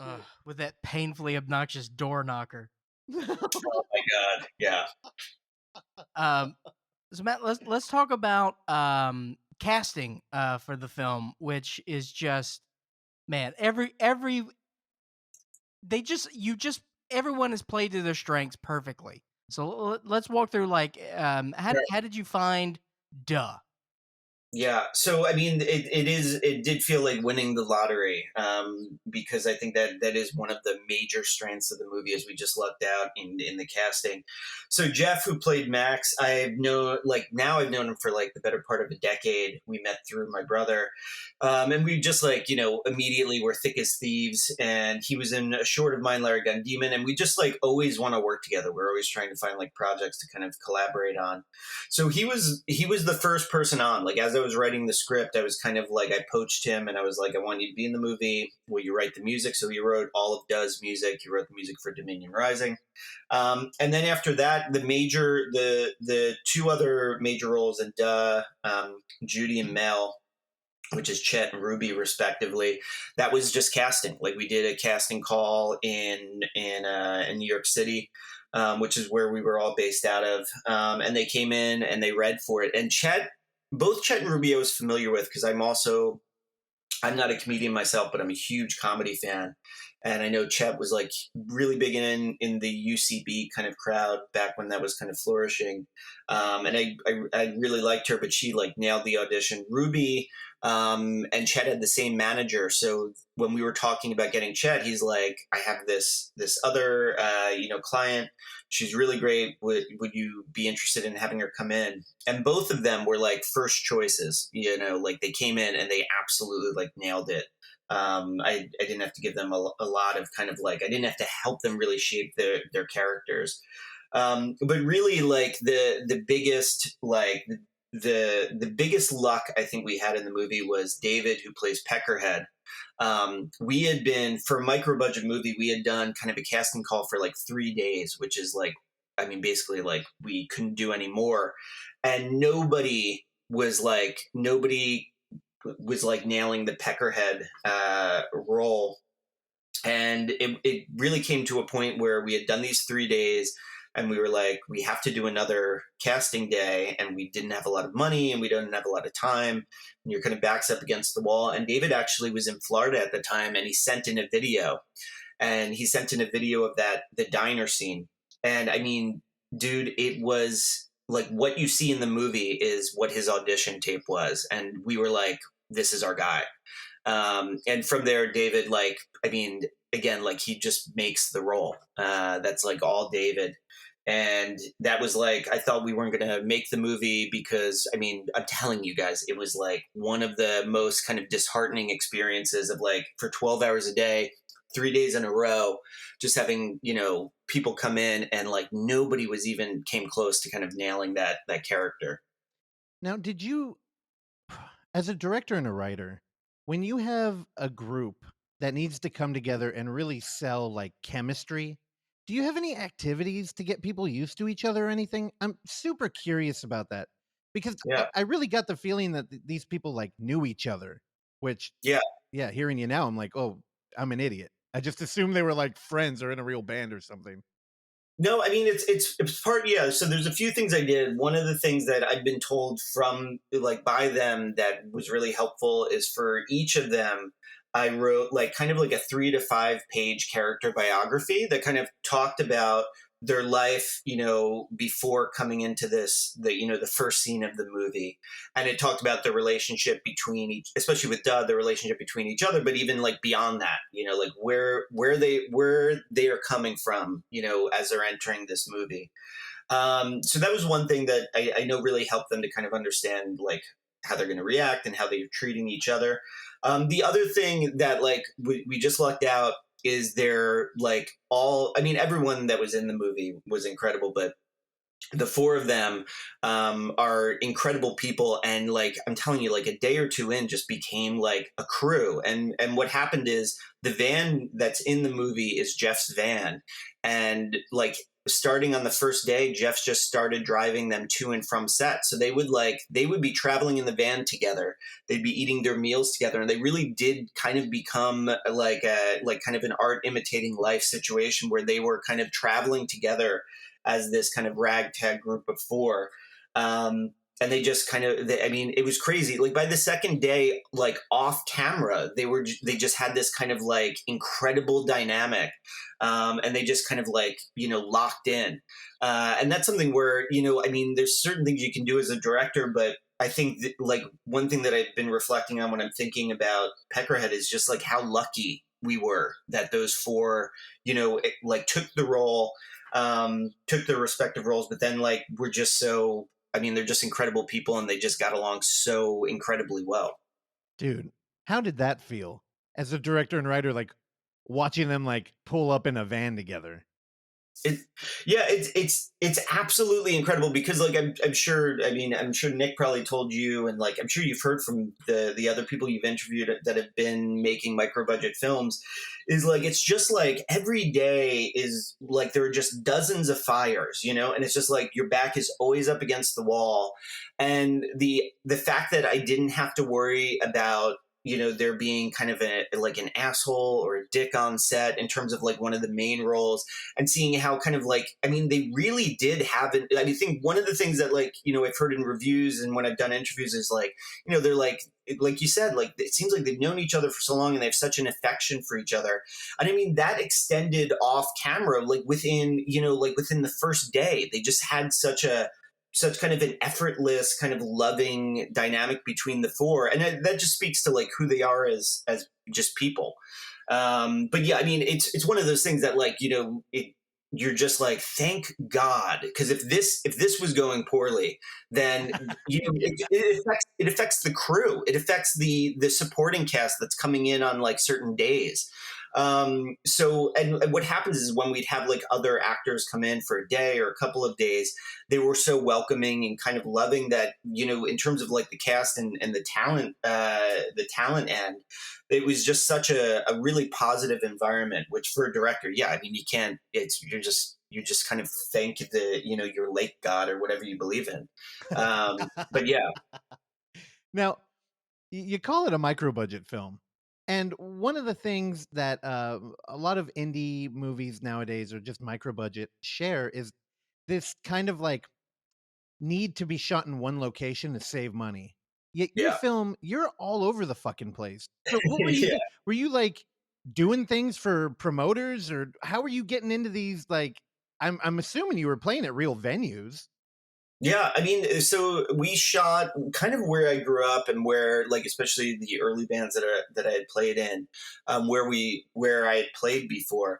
So again, like a lot of it was just calling in favors, one is like one of my uncles works for Brick Township, which is where we shot like a lot of the stuff.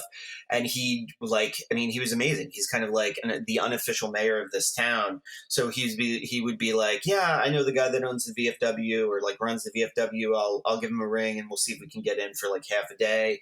But yeah, it was just like, it's not, when you're looking back on it, it's not smart. But one of the things I didn't want to do is I haven't been officially, but I do have like ADHD. And when I watch movies, there are some movies that do a really great job of like one location, staging all the action just in one space. But I like films that are dynamic, where it's just like, and especially you can't do a movie about a band on tour without actually like, we were on an actual tour. We didn't just shoot in New Jersey. We shot in Philadelphia. We shot in Brooklyn.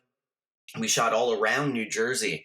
And even though, I mean, like I'm sure like people have told you, or maybe Nick told you, I mean, company moves are just like, one, it just eats into your time, but it's also it just like it's a drag. It just wears people out, like just commuting back and forth or commuting all around, the tri-state area. But I really wanted it to feel authentic. I wanted it to feel like it's an actual tour. And I also I just like movies that aren't just, most movies I enjoy like have kind of a dynamic nature to it in terms of like locations, or at least like aesthetic spaces. Yeah, I'm thinking about it too, and it's like, we have a green room. We don't need 5 more of those. And in the horror community, we get that a lot. We get that, like, here's a big concept in an apartment and it's rural and we're never leaving this location. Yeah. And Yeah. I don't know, I think it really elevates the film just switching it up. Like, I actually think I talk a lot about like horror fans and how we kind of internalize like where a movie is, and everybody loves rooting for the underdog, but I really think your film looks so polished that it kind of gets like elevated to a harsher rating system.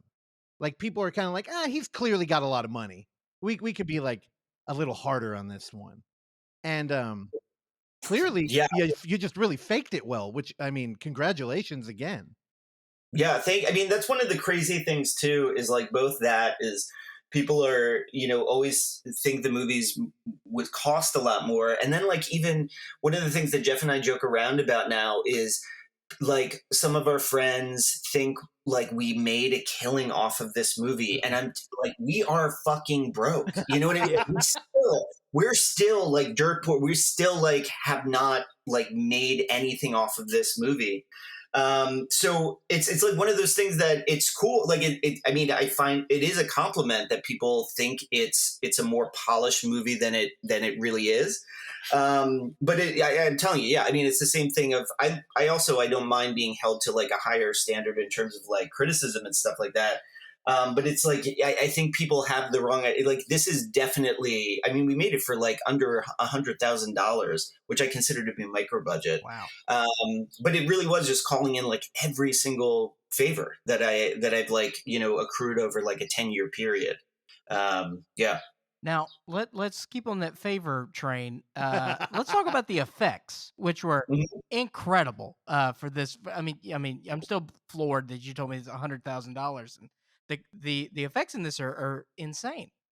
Yeah, I mean, that's again, like, that's just winning the lottery as far as like crew, and that our effects guy Jared Baylog, and he had an assistant Sean. They were incredible. Like, what this was like, probably David and Jared were two of the people that were kind of the saving grace, in pre-production, because when we set out to make the movie, we had reached out to a bunch of effects houses and everyone priced us out, like, because I kind of sent the script and I sent a detailed kind of breakdown of each effects sequence and what we were looking to do. And I mean, everyone priced us out. And I think one of the last effects houses we had talked to, the guy was like, I love the script. You can't afford me, but I've had this guy kind of freelance with us and kind of come on to bigger projects. He's really great. He's trying to kind of strike it on his own. You should reach out to him and see if he'll do it. And we reached it, and that was Jared. And we reached out to Jared, and I mean, he's amazing because it's like one of those things that, your heart kind of sinks is when, in order to afford an effects guy, you have to cut certain things out. Right. Yeah. And Jared was game. Like, even if he hadn't done it before, he's like, yeah, we'll find a way to make it work. Like, you don't have to cut anything out of the script. And to his word, we didn't have to cut anything because of, for financial reasons, or because it was, it was above his pay grade. And he's a super patient dude, like just rolled with the inevitable punches that would come with a micro budget set. And obviously, like you guys said, I'm just in awe of like the work he does.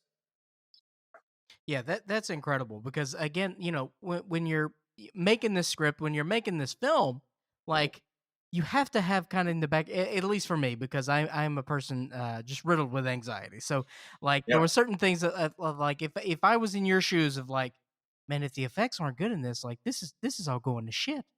Like, Oh, totally. like what do I have? Dude, and the crazy thing about that is, since this is such a low budget film, so yeah, I mean that alone, right? Like you're just kind of like every day you're like, God, like one of the major things we're depending on is for these practical effects to really kind of like, pop.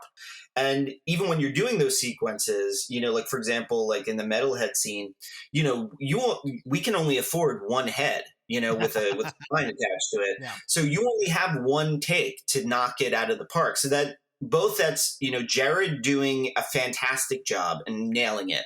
It's David hitting his marks, as Peckerhead and lifting it at the right time. And it's your camera crew being on point, having the focus, completely locked in, having the movement has to like sync up with David's movements. Like there are like so many different elements that need to be locked, like in complete step with one another.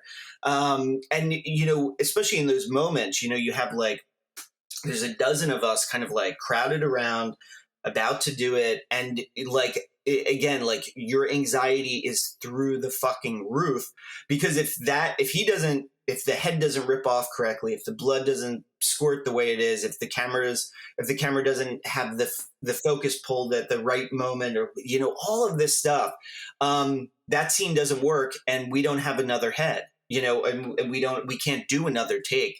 And I mean, it's just one of those things that you're like, my God, there were so many moments where this could have gone south and gone so fucking poorly. And I mean, it was the crew just absolutely, through blood, sweat, and tears, just, brought it. I still can't get over it, that to have such a really kind of like incredibly talented and just being in every second completely in tune. Now, you talked about how you found your special effects artist, and it seems like you put a lot of effort into it. But was there any point at which you were considering maybe just cutting it down and being like, well, maybe we could use the money somewhere else? Yeah, I mean, totally. Yeah, I mean, like you're always, and that's kind of like when I was writing the script, I was writing it according to, I knew at most we'd be able to cobble together like $75,000-$80,000. I think the film, we brought it in at around like 83. And yeah, I mean, like even in the script, like my initial idea had a lot more kind of like carnage. And basically I when I was writing it, I knew we wouldn't have a lot of money. So I basically thought like, okay, I know I want kind of a real crazy opening sequence. Cause I love kind of that's one of the things I love about horror is like just having a batshit kind of like crazy opening. And then I knew like basically maybe there's like 3 other sequences we could afford of kind of like effects heavy kind of like carnage. So that's kind of what we wrote to. I mean, like that's one of the things of, but it's the thing of when you're doing like the whole like, what inspired me to kind of make the movie was I wanted it to do a crazy midnight movie, or kind of like a really fun communal midnight movie. And you don't want to skimp on that stuff, because that's what annoys the shit out of me is like when, something looks good in the trailer, and basically like all of the effects or all of the carnage is in the trailer, and you feel kind of like, shortchanged. So I wanted to, given the budget we had, kind of like bring as much as I could to the, the gross kind of like just buckets of blood. Yeah, that's interesting.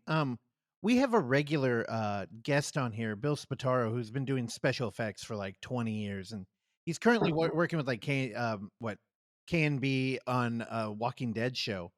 And talking to him, it's almost like he has a part-time career of having filmmakers reach out to him, where he'll write them a budget based on what they have, and then they don't, that's the last he ever hears from them. And there's even times where he's been like, under contract, and he'll tell me like, they brought me on, they wanted me to do head of this department thing, and then, by the time the film's ready to shoot, I don't have anything to do. They've cut the whole fucking department. And I want to thank you. Like, I really think at a certain point, when you're trying to make like a splatter gore kind of comedy movie, there has to be some fucking gore. And I think part of the reason I'm so the spell has been broken with me for a lot of horror comedy for that exact reason. You're welcome. There's what? I'm taking credit for some of that. Okay, yeah. Like where you get into a movie and you're like, oh, this is gonna be fun, and then it's like, every kill was off camera. Like, Yeah. like there has to be like, there's got to be a like, if we don't have this one head getting ripped off, we're not making the movie. There has to be like a pull cord at some point, Right? And I'm just, you know, again, thank you for keeping it in there, because for people like me, I don't know about Randy. I think he might have been in here as long as there's just punks like farting around. I needed some gore though. Yeah. I mean, but that's kind of was the North Star, like while I was writing it and making the movie, is, you know, just thinking like, what would I want? What would I want to see? Like I've been in a theater or at home watching, like on my couch, and I've gone through exactly what you described, where it's just like, man, this is a total like bait and switch. Yeah. Like, this is not what I signed up. This is not what I wanted to watch. You gotta, I mean, if you're trying to make a movie like this, you have to bring it. And if you don't, like, then I understand why those films get dragged on. Now, okay, I got a couple questions. You don't have to go super in detail. I'm just, we don't talk to a lot of writer directors who work with music in a band setting. And there's a question I always have. And when you're casting people, how important was it that they could actually play the instrument? I mean, I was more concerned with if they had, you know, comedic chops, and they were good at kind of, you know, just being on like in an ensemble piece. Both Chet, I mean, like I definitely, with Chet and Ruby, I paid for, or the film paid for like a month worth of lessons for each of them, because I didn't want it to be like, I'm sure we've all seen those movies where it's so clear that the band is not playing their instruments or singing. So I, like with Jeff, it was effortless because he's been playing for like, you know, 20 years. But with Chet and Ruby, they had not had any experience with their respective instruments. So we paid for lessons because I wanted them to at least be able to kind of like have the you know, like, just at least look like, you know, they weren't just kind of standing up there and just kind of, no, you know, I'm not a journalist. I'm an enthusiast. That's why we're doing this thing. I should have clarified. I just meant like prior going to shoot. Like when you were writing the script, were you like, I need to get real musicians? Clearly you didn't. Another question I have. Now, when you're writing the script, I always imagined if I was going to write a movie with stand-up, this is where I mostly think about it when Clark shows me films about comedy, or with music, I would always write around the actual art, because I always felt like, well, if this movie about stand-up has terrible stand-up in it, it doesn't matter how well the script is written, it's not going to work. Because if the climax of the movie is, hey, he got good, but he never gets good. Yeah. Now, so at any point were you like, should I write music for this, or are we just going to work around it? Yeah, I mean, I'm like a huge fan of Jeff's music, so I trusted that he would write some, like, if he was game, which he was, to write the music. I was not concerned that that the music would be like he'd be able to write a catchy tune.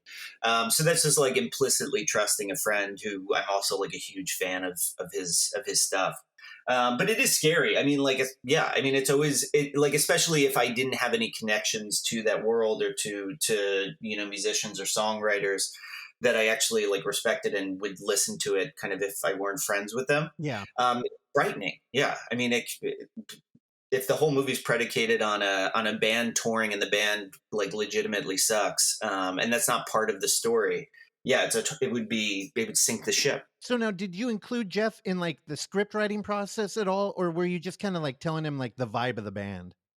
Yeah, I mean, the latter. So I like, he wasn't involved in the script writing, but like I would give him kind of notes like, for this song, it's at this point in the movie, and I'm going for this type of vibe, you know, and really that was the only direction I gave Jeff.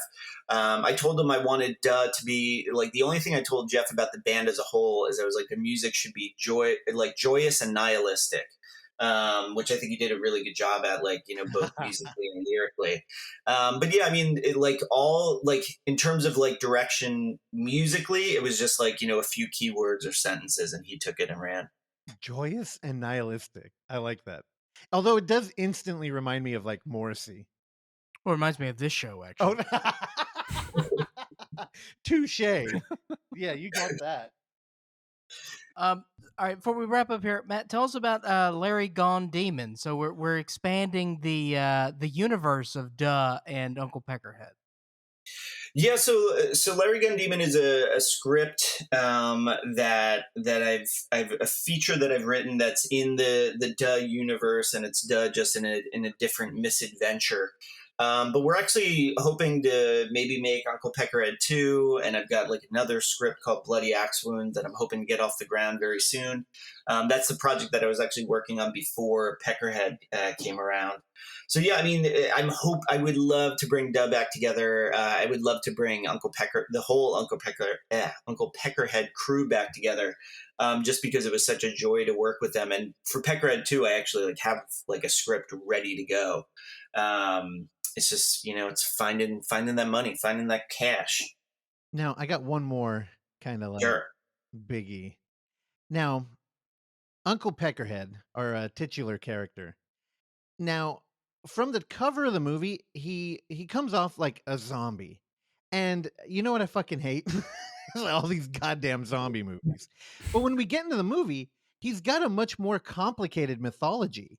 Like, he's kind of hard to place. And I'm curious, what made you go in like a kind of like not werewolf, not vampire, kind of zombie direction? Like, what was your inspiration there?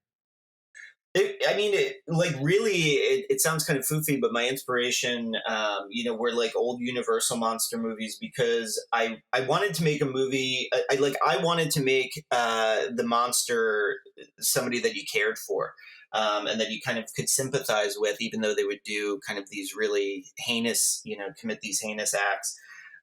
So yeah, I mean, like I actually had a lot more mythology to it, and the script became really complicated, and my now wife gave me like one of the best pieces of advice is just have like, establish a few rules.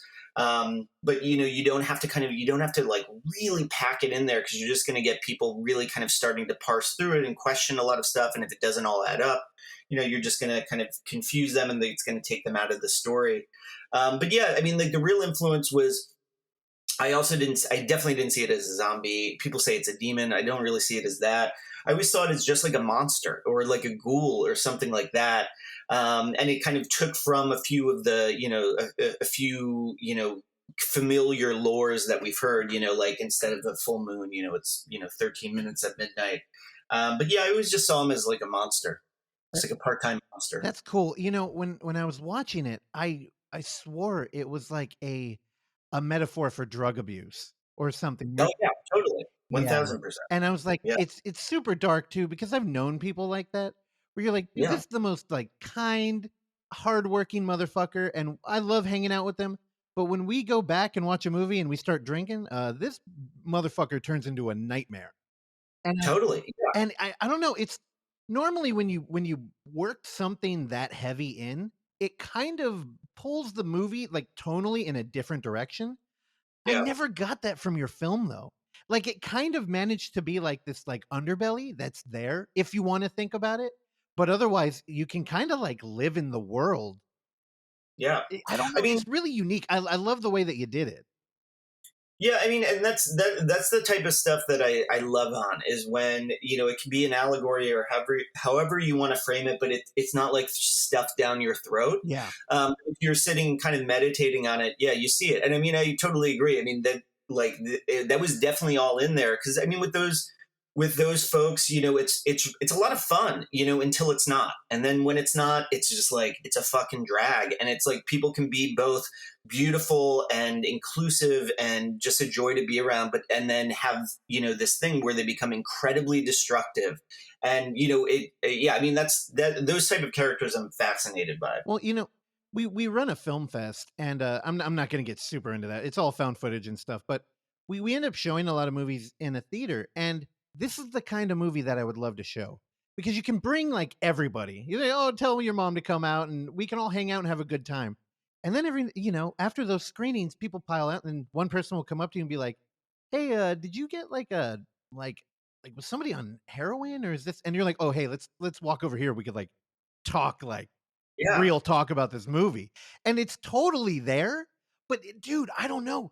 There's another dimension where this movie could open with a drug abuse is a serious thing. And if you know somebody under an addiction, here's a line. And it would just change the whole mood of the movie. Yeah. And it would just be a drag. And it would not be 100% on Rotten Tomatoes. Yeah. I don't know. I just, I wanted to call that out and say thank you for not shoving it down your throat because you know what? I noticed like it's there and it's still impactful. I don't know. There's no reason your movie should be this good, but man, it deserves that 100% on Rotten Tomatoes. Oh man, thank you so much. All right, Randy, before we cut it loose, you want to bring it home?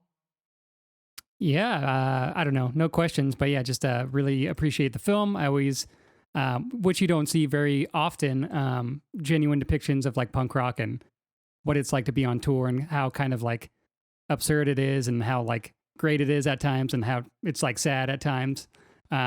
And then, yeah, the, like Russell mentioned, I'm not the biggest horror person on this podcast, but I enjoyed all that stuff as well. And yeah, had a lot of fun with it. And it's, I own the Blu-ray and throw it on every once in a while. So thanks.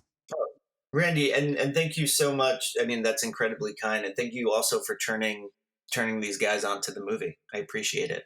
Yeah. Yeah, it really stood out. I mean, that's more than Randy talks to most guests in a year. And like, and when it's a movie titled Uncle Peckerhead, like, what was your first reaction when Randy brought this to the table? Because most of the titles that Randy wants to tell us are in Italian or some shit. So, yeah, when he brings Uncle Peckerhead to the table, it raises an eyebrow. You pivot from Unce Andalou into like Uncle Peckerhead. Yeah, it's Nola Strada. Oh, there you go. All right, fuck you, Randy. Yeah, but see, Randy would be more Tio Peckerhead or something. A different language. But Matt, man, this was so much fun. Plug anything you'd like to, man. I mean, I want to thank you guys for having me on. It really is a blast to talk to people about the movie, and it really means a lot that people are spreading the word because it's all word of mouth. So I would just say, check out subtletyrex.com or unclepeckerhead.com will take you there. That's kind of like our production hub. We have a web store where we're about to launch a new t-shirts and stuff probably this coming week. But that's also where you can read up on projects. Like I'm hoping to get a couple off the ground by fall, or at least one off the ground by fall. So you can read about that stuff. But yeah, I mean, just keep supporting micro budget movies or independent films, I should say. All right. We're going to buy Randy a shirt.